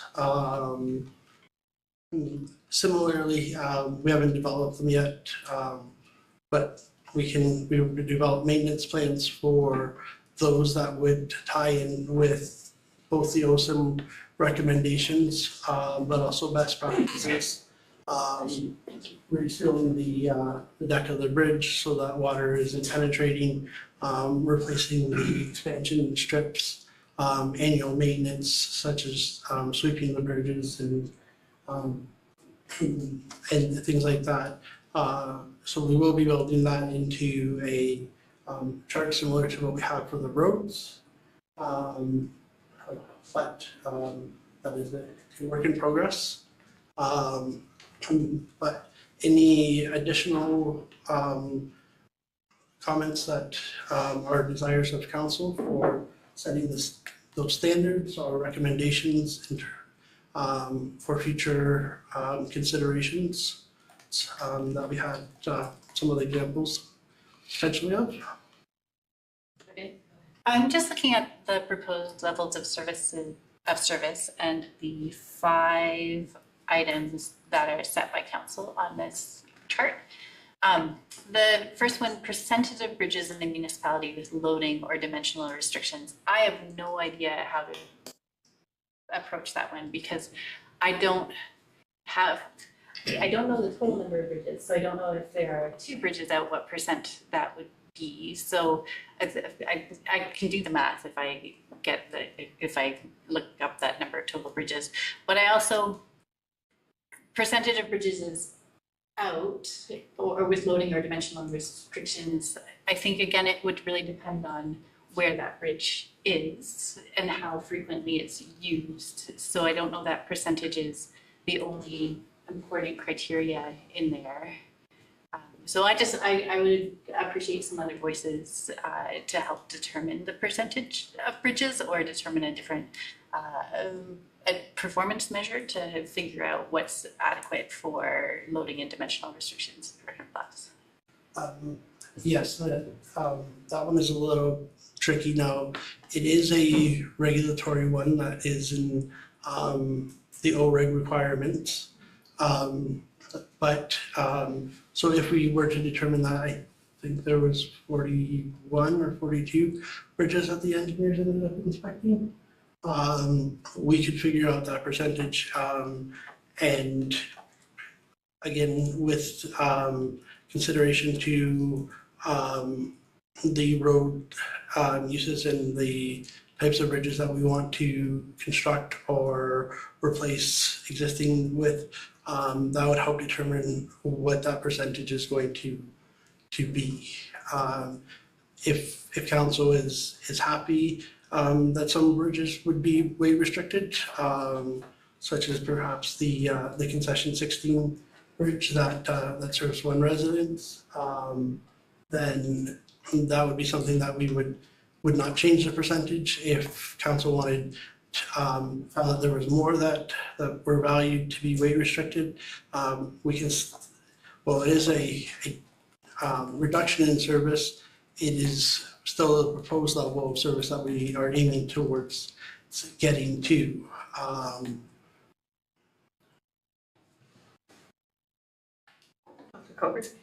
So this is, bridges are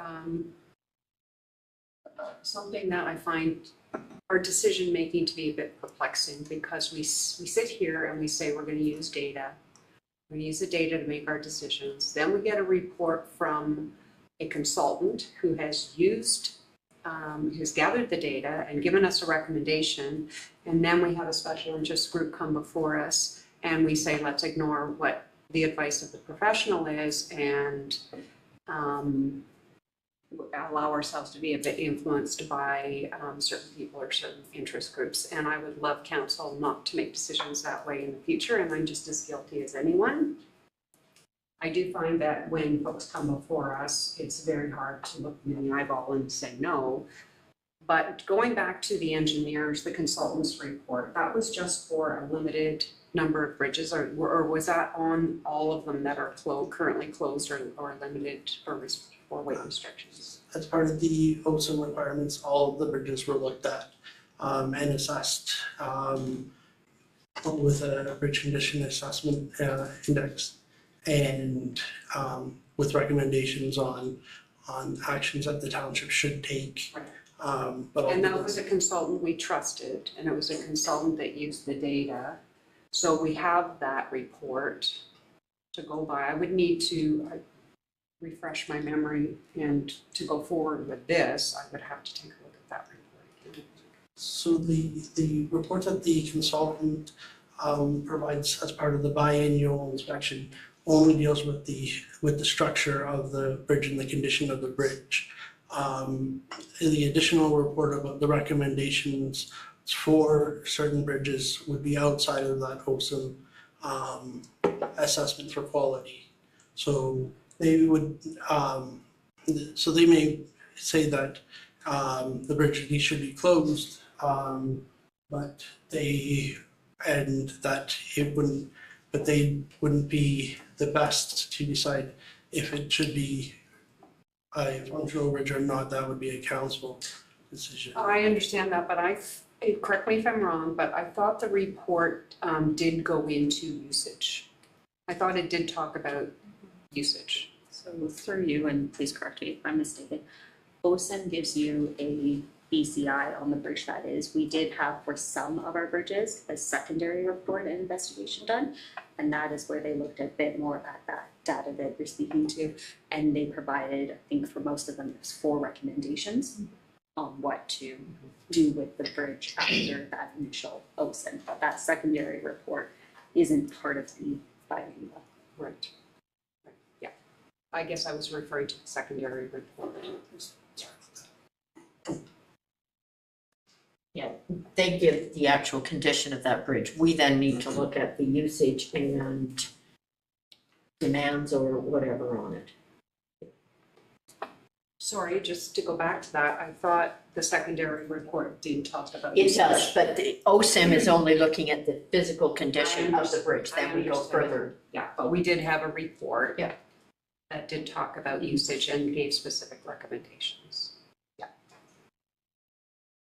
Can I sort of just quickly ask, BCI? Bridge Condition Index? Index, okay. So, I mean, realistically, having bridge condition index of good puts us in a really good position compared to other municipalities. I don't want to see that go backwards. Structural culverts should be a good condition and not fair. We should strive towards that.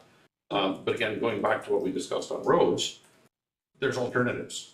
And then replacing like for like, I think we need to look at, how do we get to maintain those condition indexes, but doing an alternative?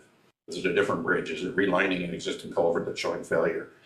Is it taking out a small bridge and replacing it with pipes of equivalent end areas and whatnot? But I think that would be my recommendations. The restriction of the weights is tied to the condition of the bridge.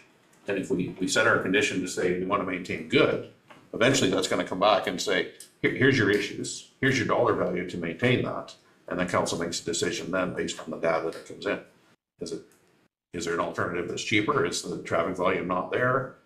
We have a bridge that serves one resident. And I think if you replace like for like, it's a $2 million replacement. That's a huge decision council's going to have to make at some point in time.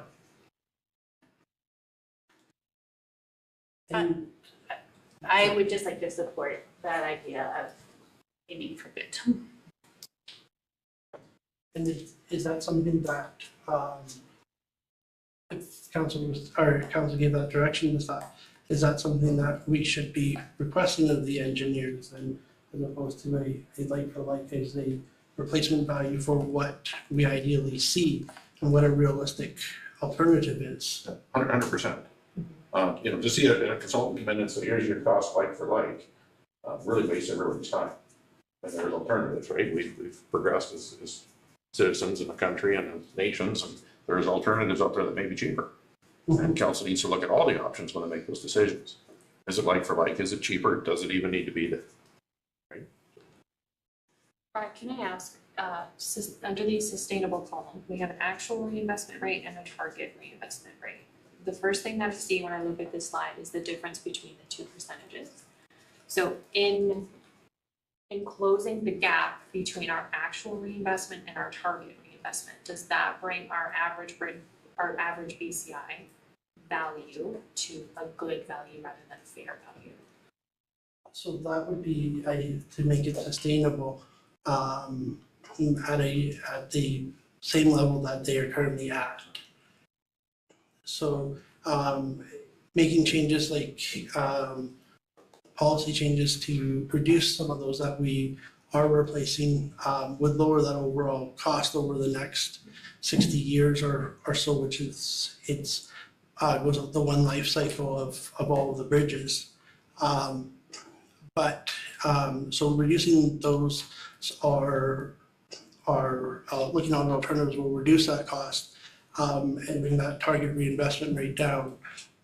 Investing in more preventative maintenance, especially with our newer bridges like the Emery Bridge when it's complete, and spending those regular maintenance items on that, being waterproofing on a timely manner and full remediation of the recommendations in the OSIM reports in a timely manner will help prolong the life of that asset, where if we don't have the funds or it's elected that we aren't desirous of executing all of those right away because there are other ones that take priority, then we're in the same condition as we are with our roads, where the staff have to balance off with council how much is spent and how much we have in our reserves to do the work as it becomes needed.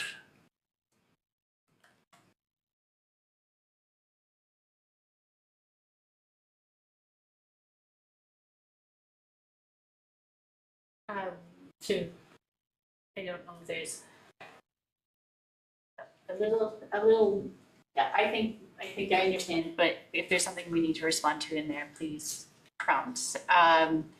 I was just thinking back to loose ends and the percentage of bridges in the municipality with loading or dimensional restrictions. If we look at that one bridge on concession 16 that services one residence, if we consider that load restriction okay, I came up with 2.4% if we have 42 bridges in total. I don't know if we need that number today. I'm still not 100% clear about what we always need moving forward, but that is the number that I came up with anyway. If my denominator was correct.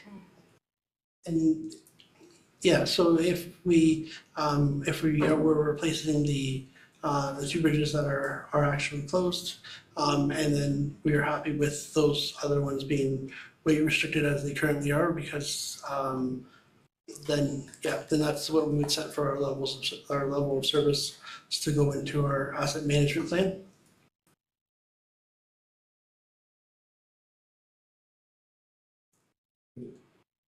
Yeah, to clarify that, I think you have to maintain status quo because each bridge has a unique situation with it. Does it require a full loading? Is it okay being a weight restricted load?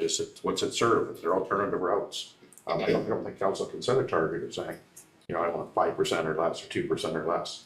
It really depends on each application and location. Is it on a very low maintained, very low usage road, or is it on a class 3 highway? Is it on a class 5? It's, so.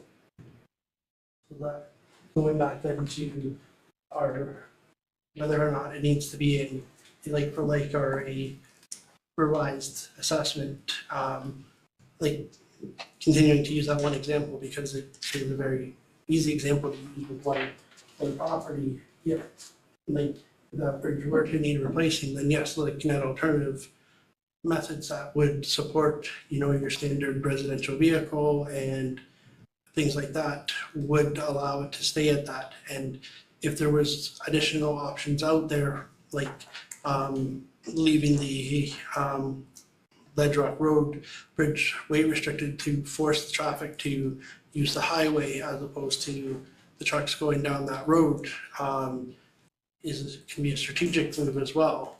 And if there are other ones that were desirous of that, then that could be used as a traffic. Which it makes it harder to pick a percent if that's something that should be set by council. I don't know that. I remain foggy on the information that I would need to come up with an actual number for that box. So right now, your 5 bridges being closed results in approximately 12% of your bridges are closed. So just maintaining status quo was something I heard stated in there. So, and that's fine. It's not to say the 5 that are closed or restricted right now are always going to be the same 5 necessarily. If you were to open 2 and another one came up and you'd been closed, you'd still be within your kind of limit around it. And we're working towards something over the next 10 years. It's not going to happen tomorrow. It's not going to happen next year. It's what are you trying to accomplish in the 10 years? So we're already better in the situation because one of those bridges is being constructed as we're sitting here talking. So it's, even use the word status quo is not necessarily an appropriate term, but it's not something council can set. So, yeah, so kind of similar to what Sam had said, if it's going to be that ideally we don't want to see more than this, our target would be less than 10% of our bridges would be weight restricted or such. So if one is closed or another is weight restricted, then we would kind of be at our maximum. We wouldn't want to continue to just weight restrict bridges. I guess that's where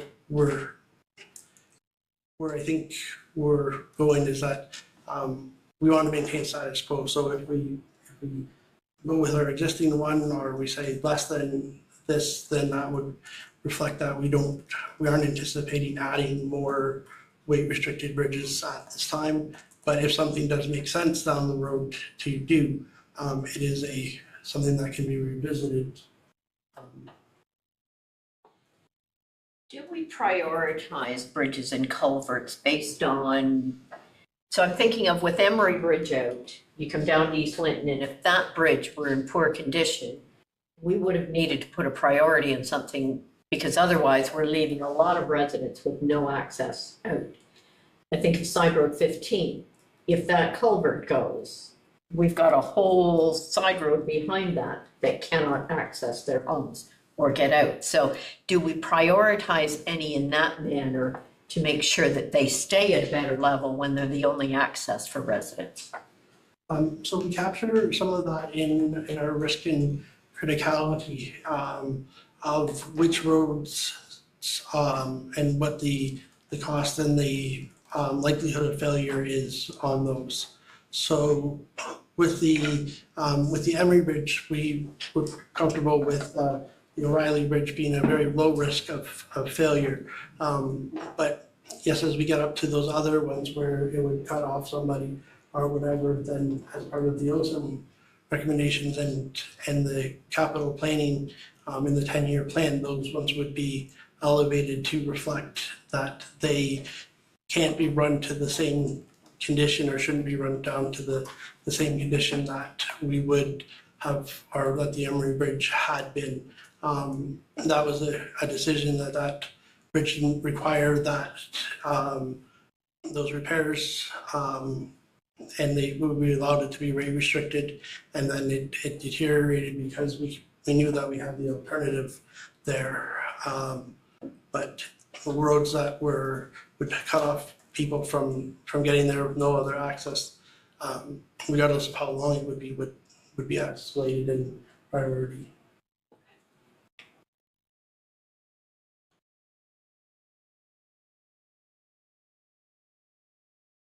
Any other comments or takeaways for bridges, or we? Are you comfortable with direction that you've heard so far on that one, or something you think that staff would like to have? I guess the only thing would be if there was any interest in closing the reinvestment rate in the bridges. We've kind of covered that with the structural culverts moving up to good. But if there was any further direction on that, but otherwise we would be okay with what we've got. Not seeing anything else here, so.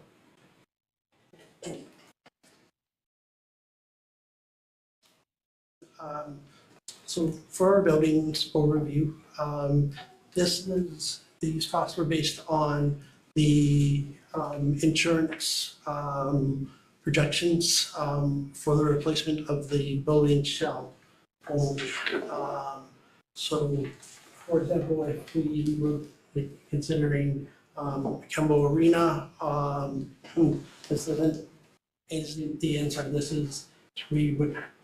It would be rebuilt in the same manner equivalent for a uninsulated natural ice open area arena. This would not be the planned community center or anything of that nature. Similarly for our shops, it wouldn't be any enhancements. It would be to remain as 2 or 3 bay facilities.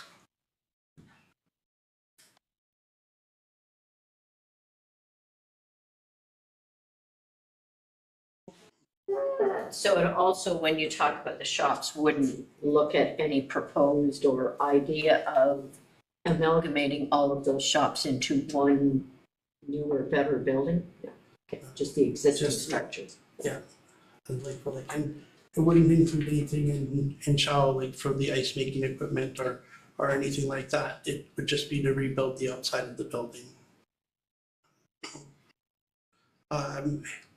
Most of our building condition is determined by age. Now we will be updating that once we get the facilities master plan and the recommendations that come out of that. And then our overall weighted asset condition rating is fair for our buildings. Most of that is because of the age and result of our recreational buildings. That weighted average pulling down things such as our administration building and the transportation buildings.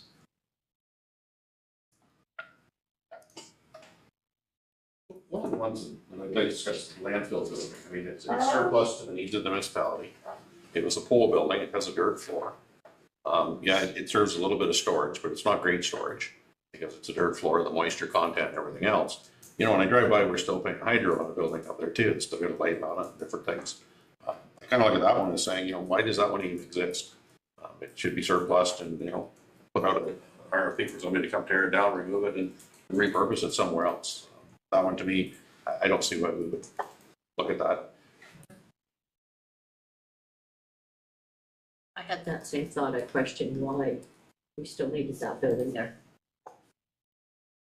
I mean, for the sake of this report, it has to be there because it's Yeah, ours. because it's That there would and be- it exists. That would be a decision Yeah. separate from this discussion, but I think it would be a good discussion to have for sure.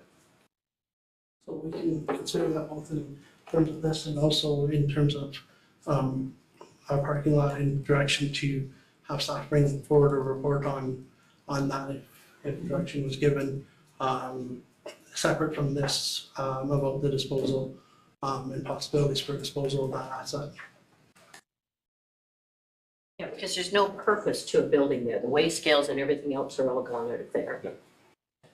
Yeah, currently I believe it's just recreation stores their equipment there in the winter time. But that's not to say that other alternatives can be found. But that's just what have been using for. And prior surplus equipment from that was disposed of for scrap metal.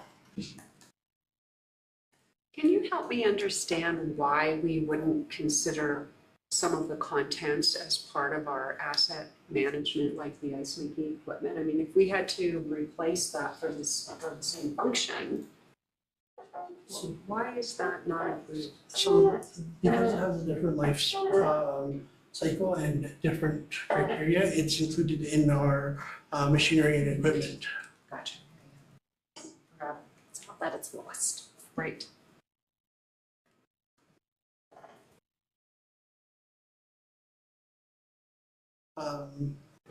So we don't have, because this is a non-core asset, there isn't the same amount of levels of service that need to be included in our capital asset or asset management plan.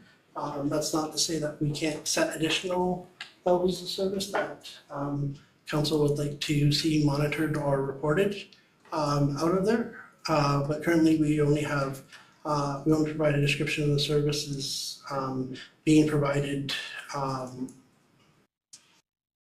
And then some of the enhancements is if we wanted to start having township organized services and programs in the arenas.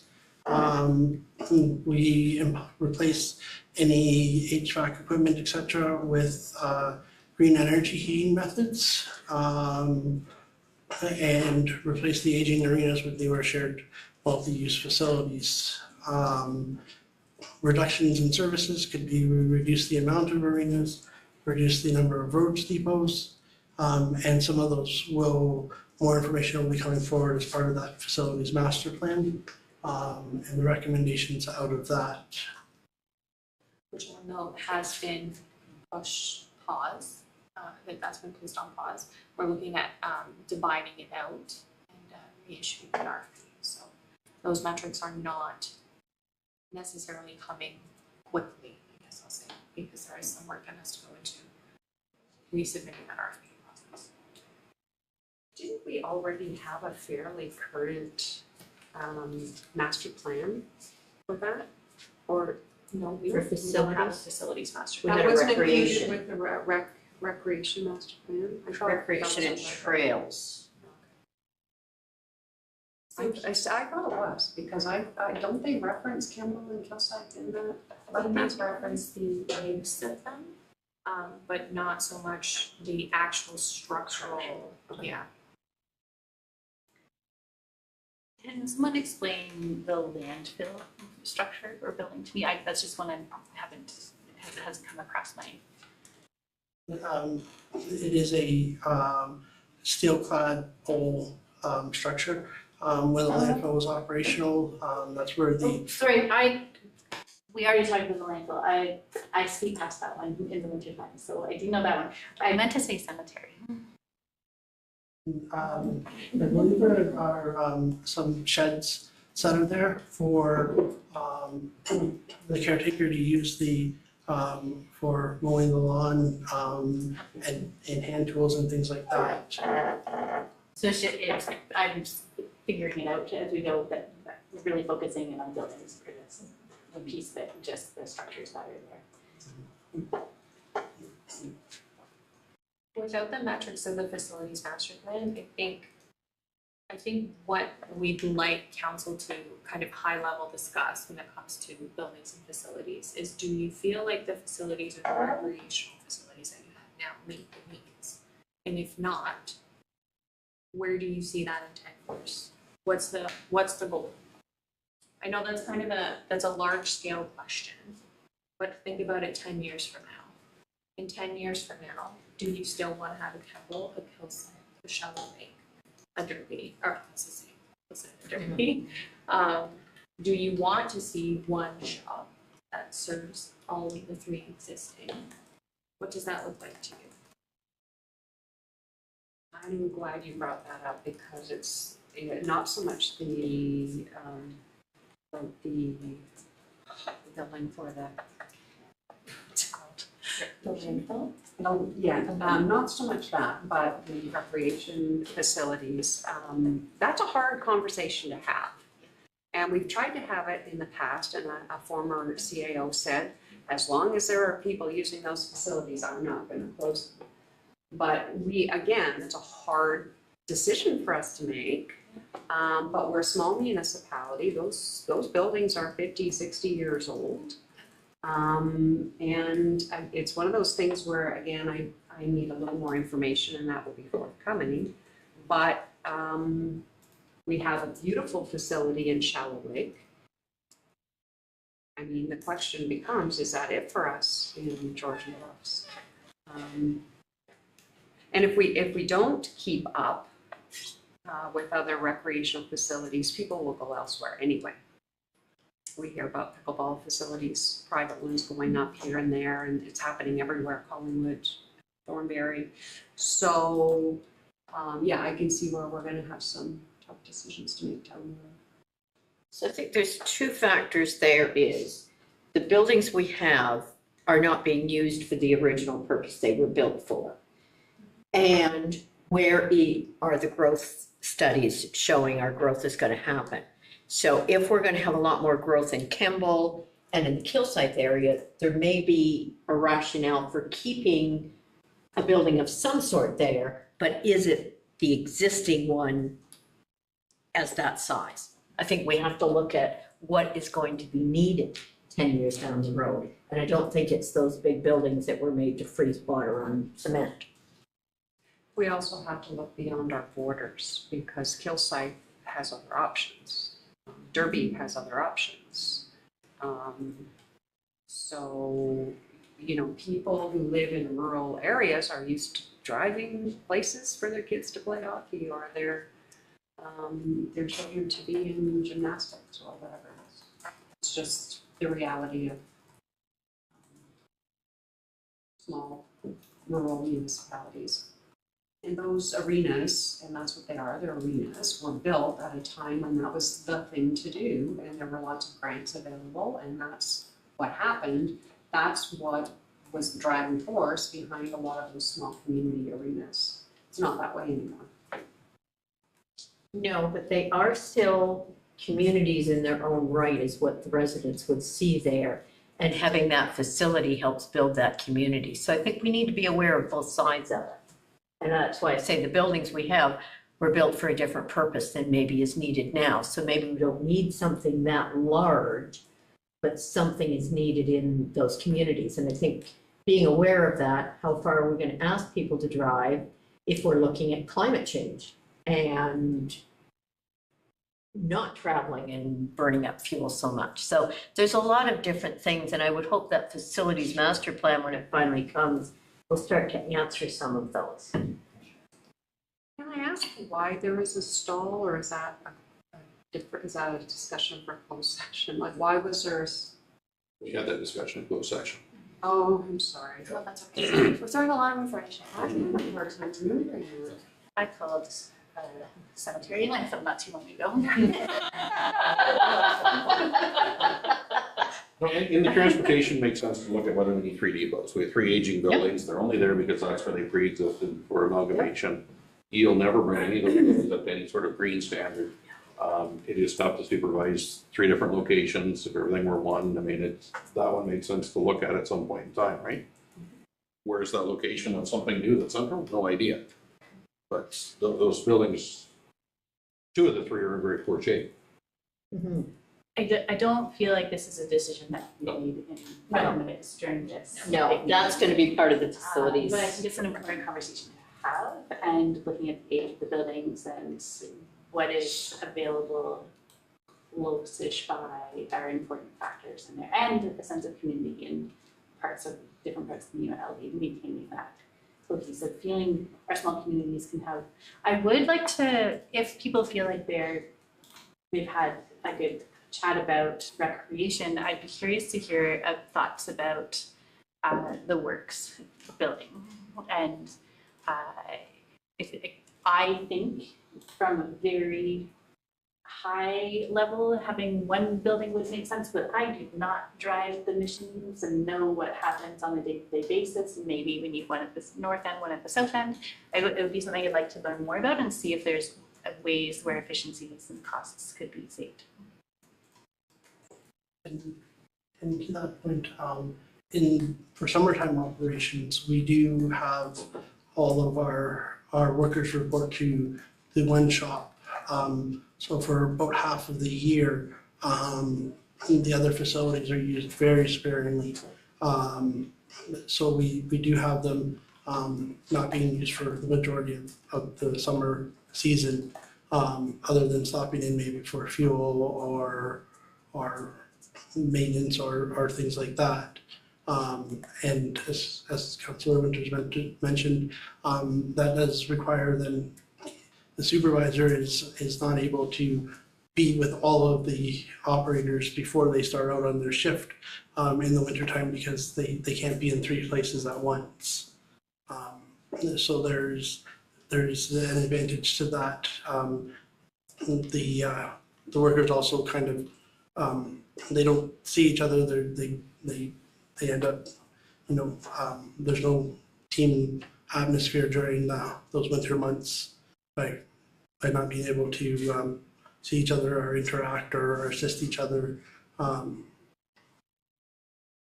think our largest barrier is what Councillor Winters referred to, in that the overall structure of all of the facilities is aging and would require significant investment to come up to today's building code or any type of green energy standard. So that would be a large barrier as well. So it might make sense to really invest in one and not, that's central and not all 3 of them. And none of those 3 are situated in a place that you would want to build on to any one of them and bring it up to a code. Like Sarawak, in my mind, would be the best building, but there's not the land there to expand it. And Derby and Keppel are too far out to be central to everything. Right. Derby is the newest building built in 1992 and 1993. So it's getting up there in age. The downside to 2 of the 3 buildings is that there's joint ownership agreements with Salt Buildings with the upper tier. Now, historically, and I'm just speaking from past experience, the one on the north end is being used less and less by the upper tier. They seem to be using only one of the 2 films that they really had. So, there's a lot of things to look at. There's a lot of cost savings there. They're not in great shape at all. And to location, right? Now, if storage of facilities, equipment for the winter, they might work, one of them might work to do that instead of the landfill.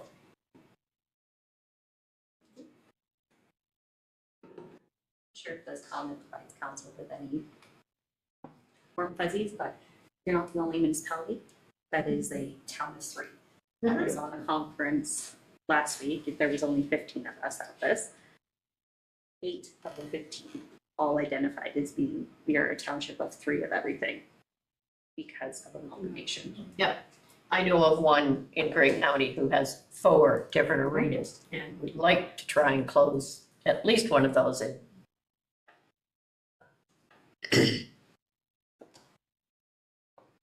But a lot of this conversation is great conversation, but we can't give you direction because we haven't seen the building condition reports, assessments, recommendations, right? Yeah, we can take forward the recommendation about the landfill building, and we can bring that forward as a separate report about the disposal of it. But for the rest, yeah, we would have to wait on that to any other any changes to our buildings.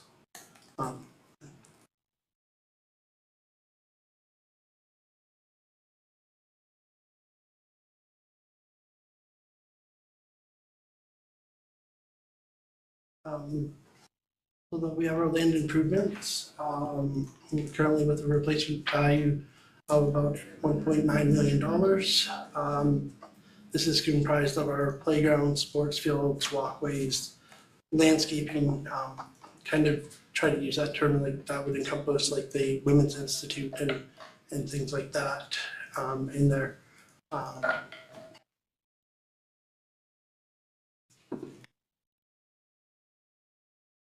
Overall, our with the exception of the landfill and that has been corrected.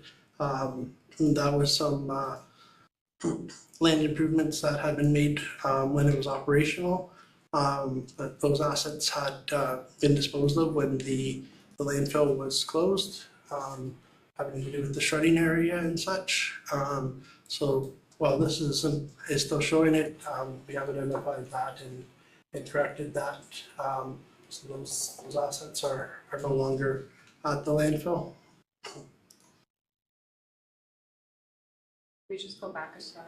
Just, it confused me, but I see now what's been done along the lower axis is the 1.2 million should be 1.5.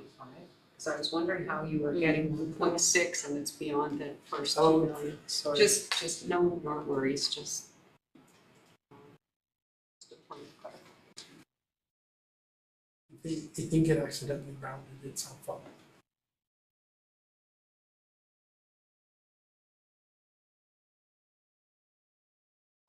Again, we're moving that landfill thing shows our weighted averages for life and age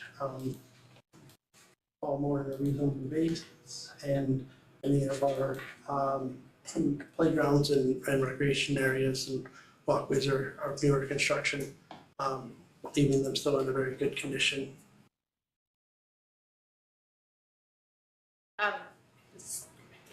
Asking all the cemetery questions today, the 17,000 that's rated very poor for the cemetery is due to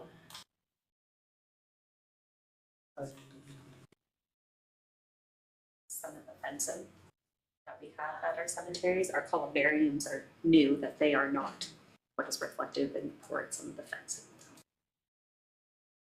And is that what then falls into that 9,000 of transportation? Transportation, it includes, yes, I would say it's the fencing around the derby. Okay. So my apologies. So only part of the landfill then will be, there will be the fencing still out there that will be aged, but the stuff from the shredding area was disposed of at the time of closure. So for that reason, landfill always has to stay on this list because we have to keep that fencing out. What else would be? That would be the only land improvement out there now. And yes, and that's more based on just the age of it. At some point, it will require inspections to make sure that it's still suitable for purpose. It may require some repairs, but overall that will always be on there, and I can't see where we'd ever replace that as a whole asset. We would continue to just repairs. so the fencing for the landfill. Are the parts of the landfill site that people really need to stay away from for safety purposes? Like I'm just trying to make a connection between the fencing and the new ski trails that travel through that. The fencing was installed when it was under the landfill operations. I'm wondering if it may be possible to change some of the areas that are fenced if we required to replace the fencing. But as it's installed through the street area and everything like that, reconditioning or moving that would really be more of a expense with little reward. I'm guessing. I can add to that if you don't mind. The fenced area between where the ski club has access and where we still use part of the area for operational purposes, like we've got some material from ditching and old culverts that go there before they get sort of put to where their final destination is. So as you'll see, they're developing paths over the cap of the landfill over the next season or two. So when you're at the top of that mound, you'll be able to look down and it should be fenced off, but we still have operational use of that other part. Perfect, thank you for the clarity.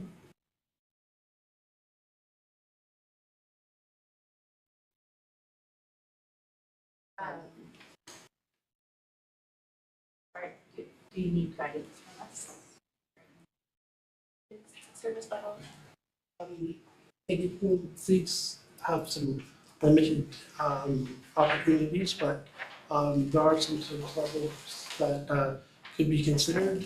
Currently, our only levels of service in our plan are description of the services that we are providing. But if there was a desire to enhance or reduce some of the services, we could, we've gotten requests to add playgrounds, and there's a possibility that existing improvements to sports fields or things like the tennis court. We have also looked at in the past, and I believe completed was removing some of the old washroom structures at some of the old parks, or some of the parks, to portable facilities. And do we, is it anticipated that all of the play equipment, when it's at its end of the life, including that's been donated, if that's still going to be replaced by council, or if that would not be within council's desire? We have some of our parking lot surfaces that are either a paved or a surface treated, and do we want to continue to maintain those as such, or would gravel be more suitable for those? So that could be, those land improvements would be inside of the some of our facilities, like our arenas and stuff like that. That's any changes that would be desirous there. Which play equipment are you referring to in terms of the donated?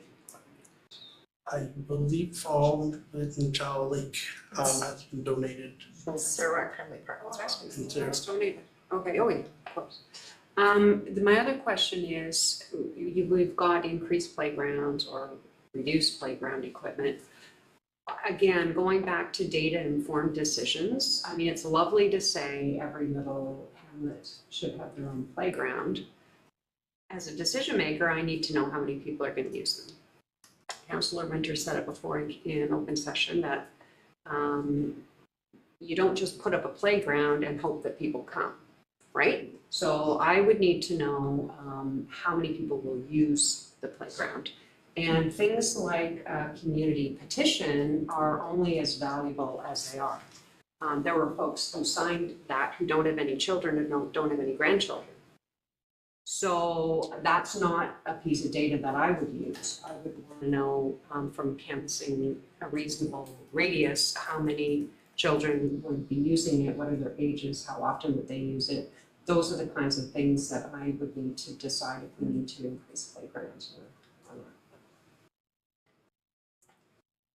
It also ties to the artificial settlement areas, the official plan, where we expect to see growth and how quickly we expect to see growth over the 10-year plan that we're developing here today.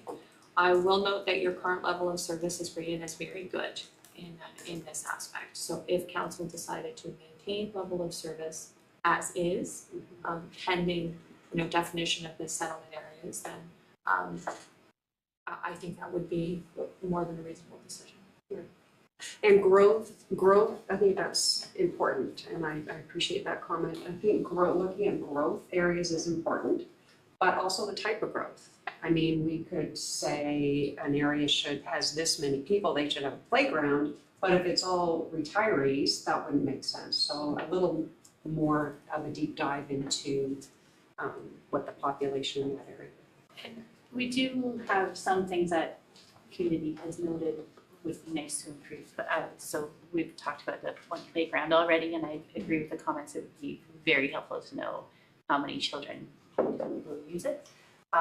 There is Pebble Sarawak region, and there's a walkway that folks have requested be maintained to a higher standard, and that is clearly going to be an area where there are going to be children using that and would make it more pedestrian friendly and safe. So I think that would be a good place that we know we could put our funds. I think another thing to consider though is when we think of playgrounds, we tend to think of youth. But there is adult outdoor exercise equipment that in a retirement community would be something maybe they would like to have. Different purposes, different uses. Councilor Coburn. For sure, and you would want to ask people, would you use this?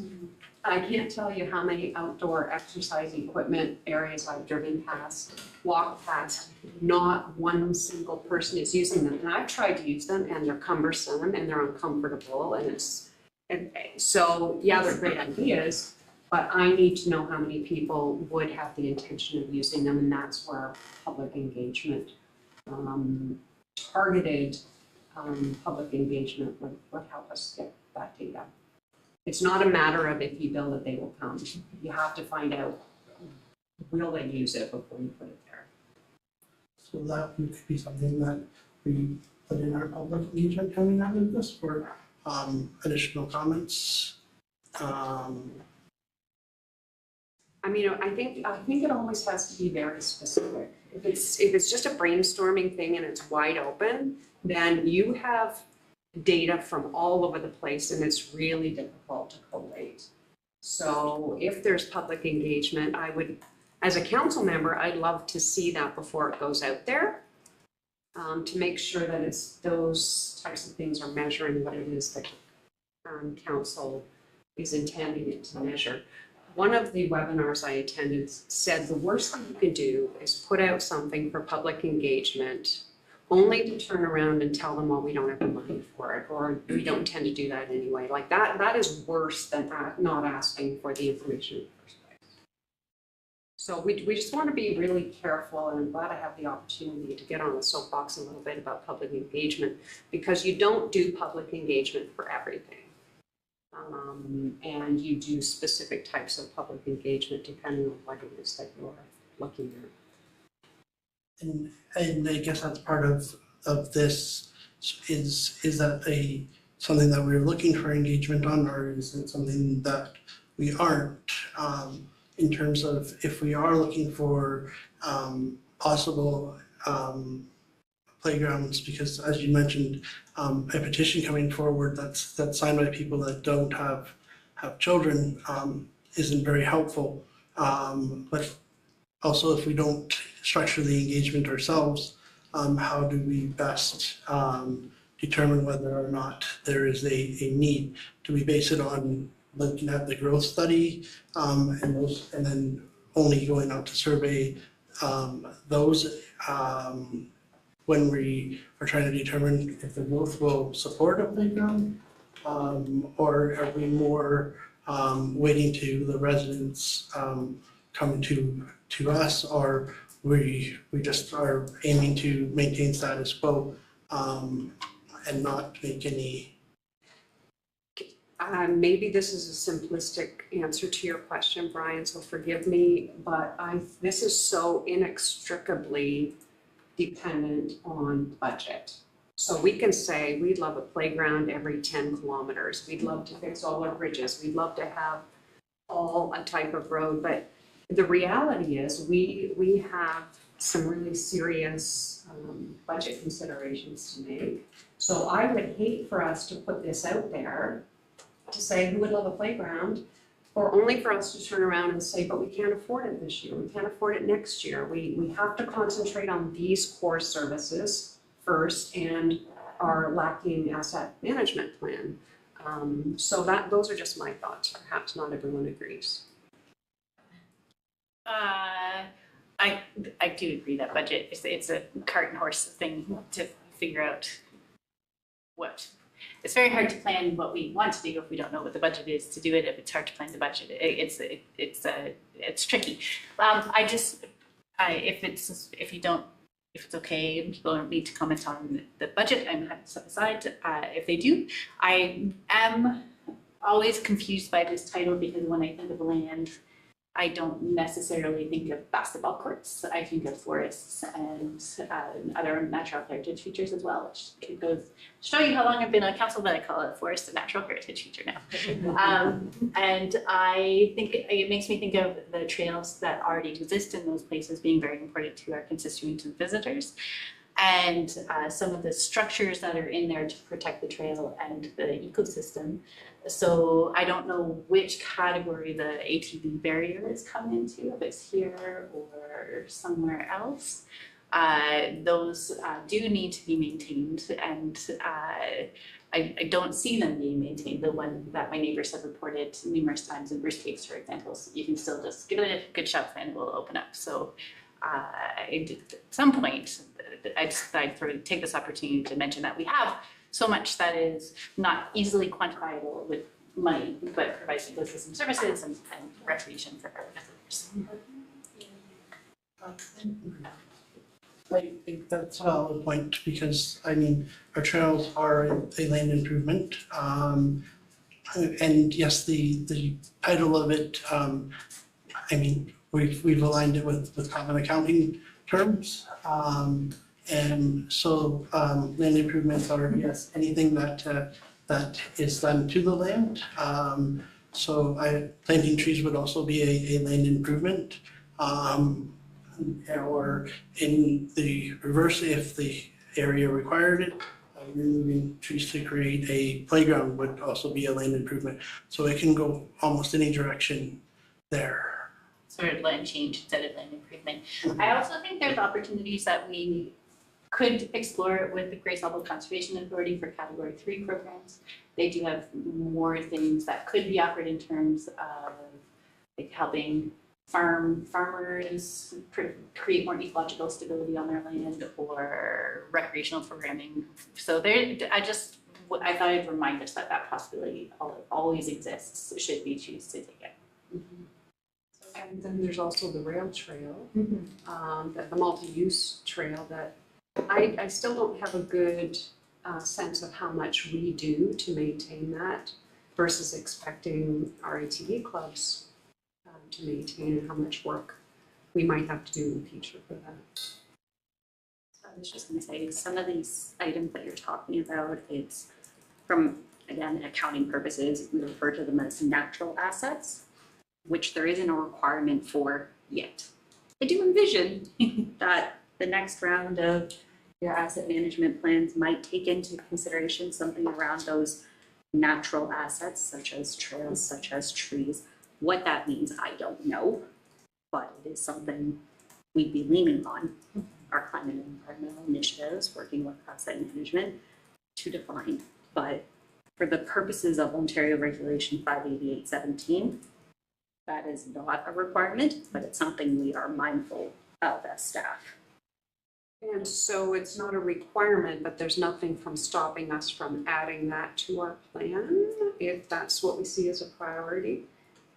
I would hesitate in adding that right now when we're still catching up on everything that is required within it. That is definitely, I can see us doing the parking lot on it, that we're not going to lose sight of that, but. Is this where boat launches fit into as well? I just had some context to add to that. That's the natural asset management planning. I was on a call a few weeks ago with the Intact Center for Climate Change. And you know, if the insurance companies are trying to get their head around formalizing some of what these natural assets mean, then it's going to be coming down in a much more structured way. Because I think right now it is still so hard to quantify the value of some of these things and where it intersects with traditional municipal assets. But we know that, you know, having healthy and robust wetland ecosystems helps water treatment, plants last a lot longer because they're not fighting against all the things that deteriorate those types of plants. So they're working on trying to find all those intersections in really quantifiable ways so that it works when it hits the accountants, right? So just so that people are aware, it is coming. So just going back to Britt's comment, if this category is considered pretty good, why don't we just say maintain status quo here? We do that just for simplicity. One thing I do want to caution council about is right now your level of service is very good for it. That may take more of an investment to maintain. I know many of our assets, we've wanted to go from fair to good. Is this one that you would maybe look at going from very good to good? I know it's a different perspective, but we're trying to estimate over the next 10 years. What do you see us doing possibly different to reduce service then? Like what would be an example? Or have you given us some? Removing washrooms. I think when I look at that and I think in the cemeteries, if it's fencing and you fix that fencing, then it allows you to stay in the very good status. I don't think I want to see us go down. If we've managed to arrive at very good and it's not a huge investment to stay there, taking out that landfill building is going to allow us to stay in that very good. I'd like to see us stay there and not backtrack because that category doesn't have a huge investment needed to get fences up to date and things like that. That's correct, just I wanted to highlight an opportunity for potential cost savings around that. Which washrooms are we referring to? The Indian? Cedar Hill. But Cedar Hill, Centennial Park, those previously had washroom structures in it, like a vault toilet, and now they're serviced by a porta potty. So you're saying removing the other structures, or what's removing washroom? Or do you, so those are just examples Those are of just what we've done? Yeah, those are just examples of things that could affect levels of service. Like the boat launch, we do have a portable toilet there. That's something that has been added over the last number of years. I remember when I used to live down there. I mean, that wasn't something that was there. So that's an enhancement that has occurred over time. Is there a desire for that always to be there? Is there 1, 2, 3 portable toilets over at the conservation area? One would be a bit of a downgrade because there's currently 2. We would keep it even. 3 if demand needed it would be an enhancement. Not asking council to read a crystal ball on how much those are going to be used. That's something that, I mean, if there's a ball tournament there, they're gonna be used. If it's a day like today, no one's gonna be out hiking and needing them. But just the existence of those facilities. And that also came back to the playground equipment and that spending a little to maintain it over the years means that we might not have to do a full replacement of that donated equipment as soon. So over the next 10 years, we would probably not need to replace any of that donated equipment and stuff. We would be able to maintain it if we continue to put that amount towards it. So that's an area where I feel like has to do with children's safety, and that's what gives me an all over body rash. So I would want to make sure, for sure, that our equipment is maintained at a level that we're not. So then, yeah, if we were to aim to be towards that very good, we would be budgeting towards closer to that target reinvestment rate than in order to maintain those assets at that same level. I think when we formalize the direction from council today, it may be that we can maintain very good for a period of 5 years. then we achieve good for the remainder of the 10-year plan. Like, I think as long as we're staying within council's guidance today, being good or very good, depending on the overall investments that's required at that point in the 10-year capital plan. Thank you for checking that. I do feel like I'm getting into the weeds, but it was the example we talked about, and I do have some concerns about taking out bathrooms and porta potties entirely at very well trafficked areas. It just, I think when people don't have an option, that's when you end up with the, looks like the trilliums are out all year round. And it can be unpleasant and unsafe and not good ecologically speaking. So if we're downgrading porta potties, I'd like it to be done very intentionally and with thoughts about how many people are using them, or with data, but something to figure out the consequences, the possible consequences of removing them. So, kind of in addition to what Councillor Day is saying, so the Indian Acres Conservation Area with the ball diamond there at Sarawak Pit, if we're providing 2 porta potties and somebody's coming in for a big tournament and we think 2 isn't going to be enough, can we ask them to bring 2 or 3 more in for a weekend at their expense? We maintain 2, but if there's a higher demand, they provide those for the weekend as part of running that park.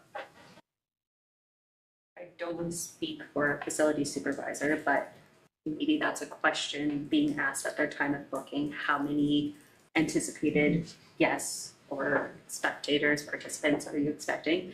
If it's over a threshold, I don't know what that threshold is, that you have to bring in 1 more. Another threshold, you have to bring in 2 more for part of your rental agreement.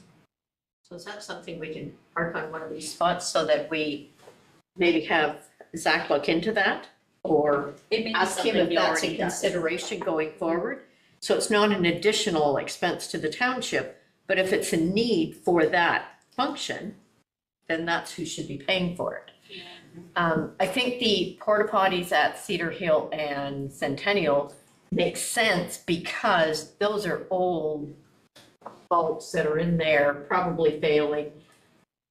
I would suggest we maybe even need to look at what's the cost of removing those and then being with porta potties that are more environmentally friendly from our perspective.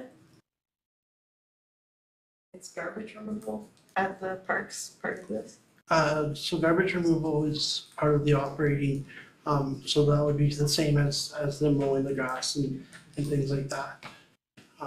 But yes, we can add the, would council like that as a report separate for about the permanent decommissioning of those and removal? I think so. I think that would make sense. And there would, no, the ones at Indian Acres are gray sobbles. Yes.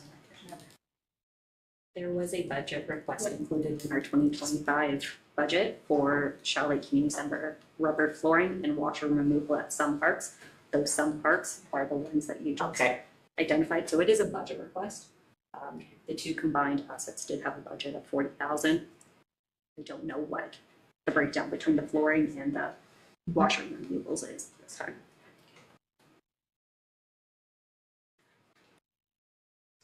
I think your good news item here is you're very good.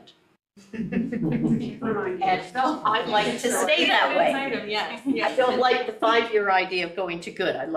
Well, only with the age of the assets that we're then maintaining. It may be more practical from a budgeting perspective to move to a good rather than maintaining, 5 or 10-year-old playground equipment to a very good standard.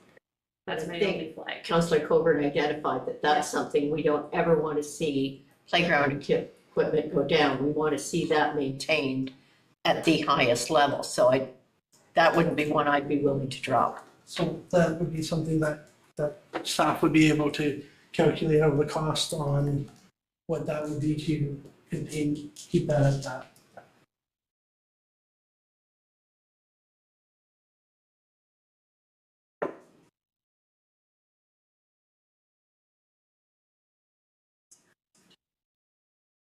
You might have to have a working lunch.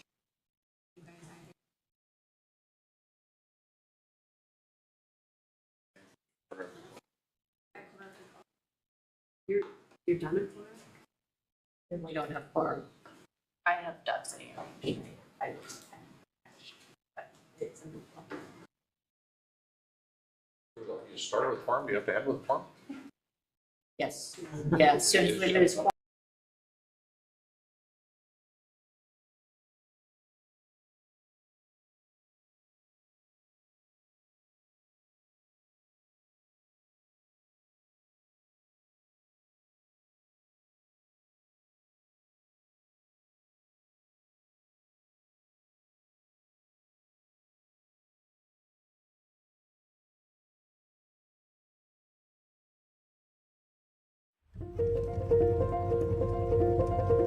Georgian Bluff has a lot of activities to do. It's really nature driven, and it's like the community is very nice, very friendly. And a lot of the locals come here every single day and they think of it as their therapy. We're the Farouk family. We started Farm on the Lake, and the community, everybody around it, the support structure, the township has actually made us to who we are today. And now that we have this set up, this whole operation is well received by the community. People drive down.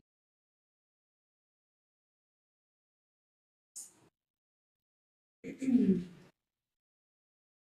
you switch it to the next slide there, please, John?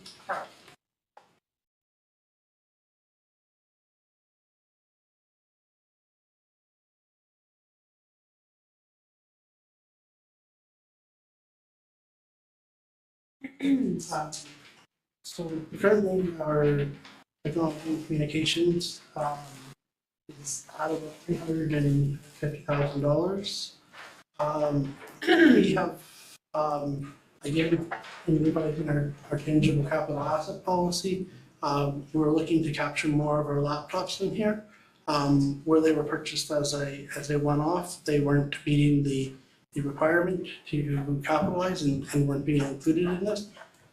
So they will be, our threshold was previously $5,000 for an asset.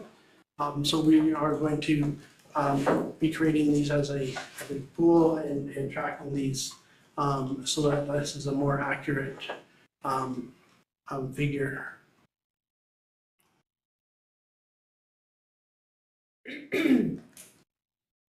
Overall, it is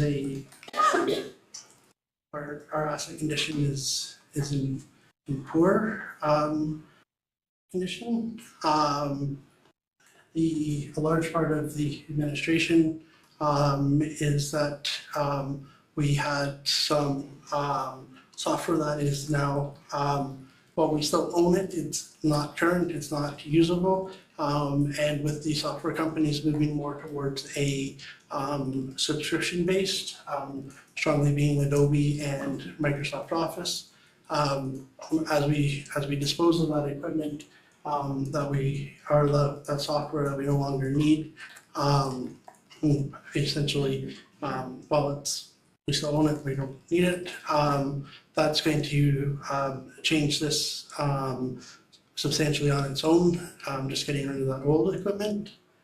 The transportation, some included our previous roads maintenance program, Mr. Compliance, that we no longer use. And what we do use still in there is our radios within the trucks. Most of those radios were purchased with the vehicles, so they are aging.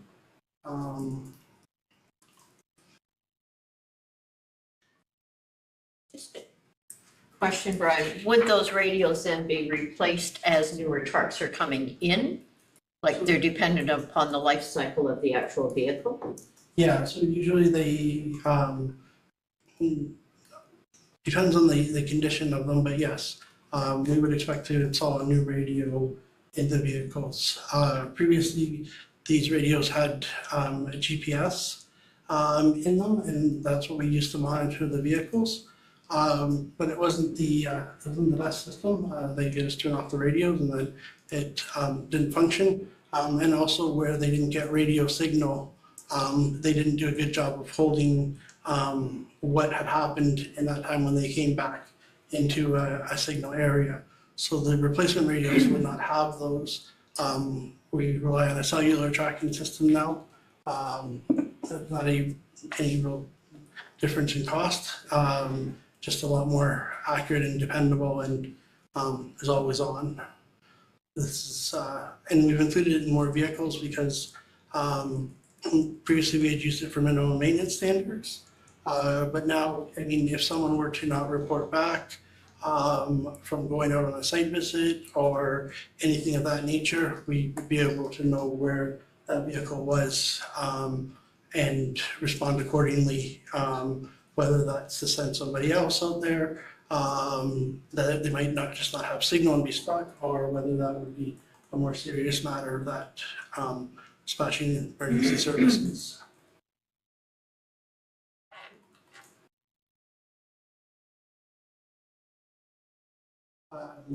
Again, this is not a core asset, so all that we have provided is a description of the services, or the level of service that we currently have, that will provide reliable, sustainable service while ensuring all regulatory requirements are met. And some of the examples that if we increase more self-serve and online options, maybe an additional cost of that, replace obsolete software, that's going to be more of moving it from a capital to an operating cost, because it'll be moving it to a month or a yearly subscription service as opposed to buying it. That is an increase though, overall. Previously, we could buy the software and use it pretty much until it was no longer supported, and then we buy the next one. This does require us to be on the most current and up-to-date ones or not have access to them.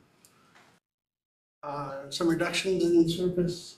Currently, we have a physical server that is our old server, that is where we do daily backups to at Child Lake. We could change that to a cloud-based server. We wouldn't have to pay for any of the parts and maintenance to keep that server functional, but it does provide us with a more timely restoration in the event of an emergency to this building.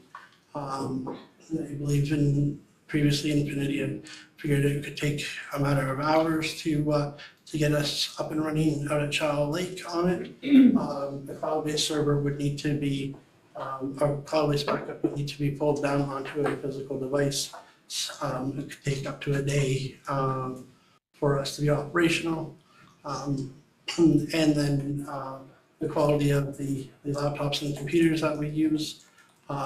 Currently, we are operating on about a mid-level basis, so the equipment meets all of our needs, but not greatly exceeds it, and they're purchased with the intention of lasting for 5 years. Going much lower would provide lower quality builds, and not necessarily guarantee that they would last the full 5 years. But also trying to justify going to a higher quality build that we previously had doesn't really make sense either. They were bigger, more durable, but I think that was mostly with the technology of the time they had to be.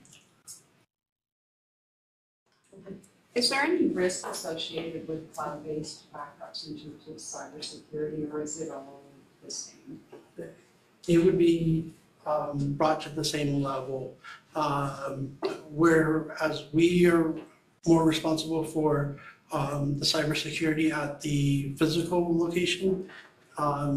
It would have also additional security, so we would still maintain our security here to protect the initial integrity of the information. But then when the backup was sent up to the cloud, it would have the corporate level security applied to it in addition. So if it was saved to like a Google server, it would have Google resources to help protect that information. If I may, the the server technology that we're using, it's our intention that the last server replacement we did would be our last server replacement and moving towards more of a cloud-based server approach to all of our municipal facilities. And since creation of the asset management plan, we have increased our self-serve and online options a fair bit, including the introduction of MyGB and payment of taxes and et cetera through that portal. So we are making significant strides in improving our rating on this category. So when you reference then there a reduction in going from that physical server to the cloud-based, it's in the time frame to get everything back up and running. It's not in the security of it. No. Okay. And so it is that time frame of a matter of hours to a full day. And if we move towards a full cloud-based server, then that would become redundant, and then we wouldn't need to do that. Right now, we weren't in a position to move there with our last server update. So to go to a cloud-based backup now would basically just hold the information, and we wouldn't be paying for the licensing of it as a server, because otherwise we'd kind of be paying twice. But yeah, as a transition between moving to a cloud-based server for our day-to-day, then it allows us to be functional to respond to emergencies in that manner. So this would only be a temporary reduction for the next 4 or 5 years.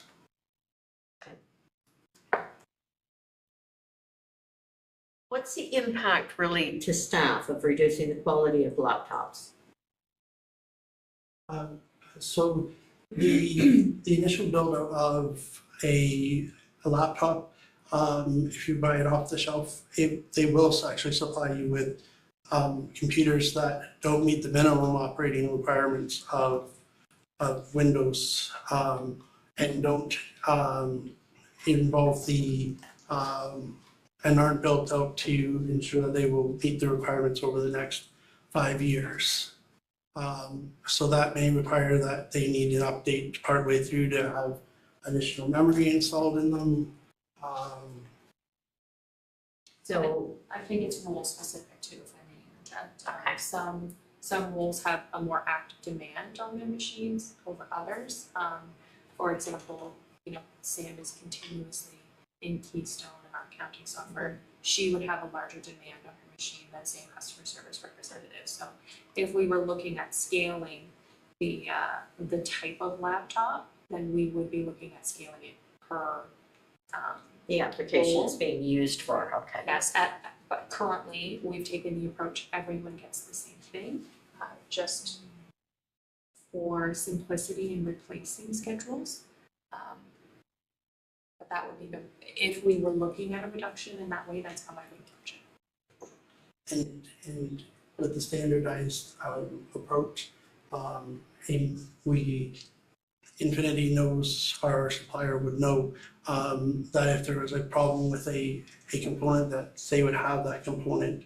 That's the brand that they most often deal with. So if we started mixing brands, then we need to make sure that we have access to those parts in a timely manner. So I like the idea of making the laptop specific to the role it's going to be used for.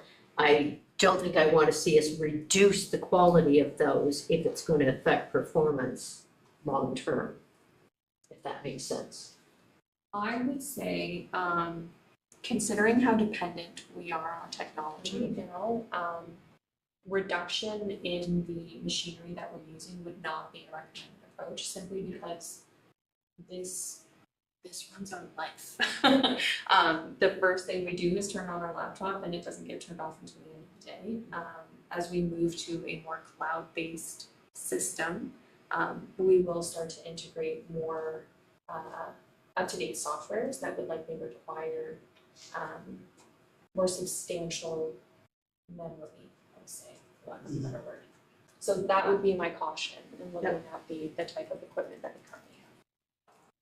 And included in the budget was to look at getting increased internet service out here, being the fiber. As we move more towards cloud-based, if everyone's reaching out over the internet, we will need to make that improvement, but we've already considered that in the budget. So what recommendations do you need here from us? And this is why I thought this one would be fairly quick. There isn't a lot of, or I don't foresee a lot of enhancements or recommendations that we have a lot of control over here. Those being mostly going from a capital to an operating basis for costs. We've outlined the future plans for this. We've equipped the vehicles with GPS. Any of those services can be reduced, obviously, but safety and best practices would suggest that they would be kind of maintained. As we move more towards this, our asset risk is going to come down, and our average condition rating is going to come up, because there's going to be less physical assets that can potentially fail us. So in noting that that's kind of all happening in the background, do you need direction from council? Only if council wishes to provide direction. Otherwise, we would seek to word our asset management plan to reflect that those are our steps, and that we would be moving from a high risk down to a lower medium risk, and we would be moving our condition rating from a poor to a good. And the target investment here would not be what we would be looking at, because we would start to exclude those items such as the server cost from those replacements, and as we rule that and not replaceable, that number will start to come down. Similarly with some of the software that we had to purchase as a capital purchase.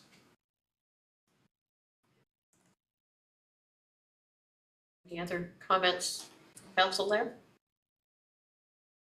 Okay. So that finishes us to that point.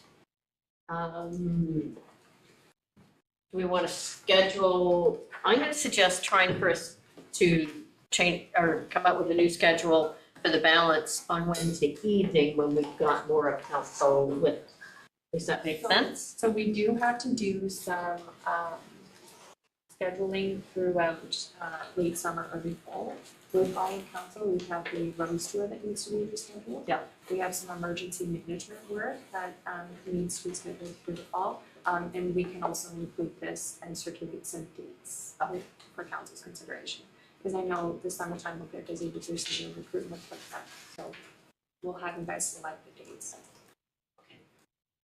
If possible, I don't, if it is an impact to other people, then the balance is fine. The afternoon versus morning makes a really big difference for me. I strongly prefer afternoon meetings.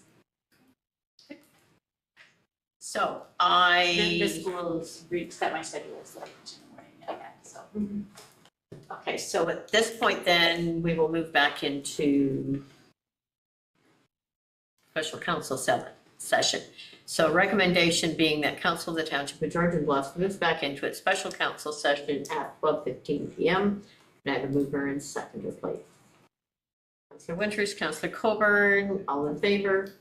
It's carried. Go straight to the confirming bylaw then, Carly? Because we'll bring all that direction out of strategic session back at the next one. I think we can defer it. Most of it was stuff that we would be working on anyway, so.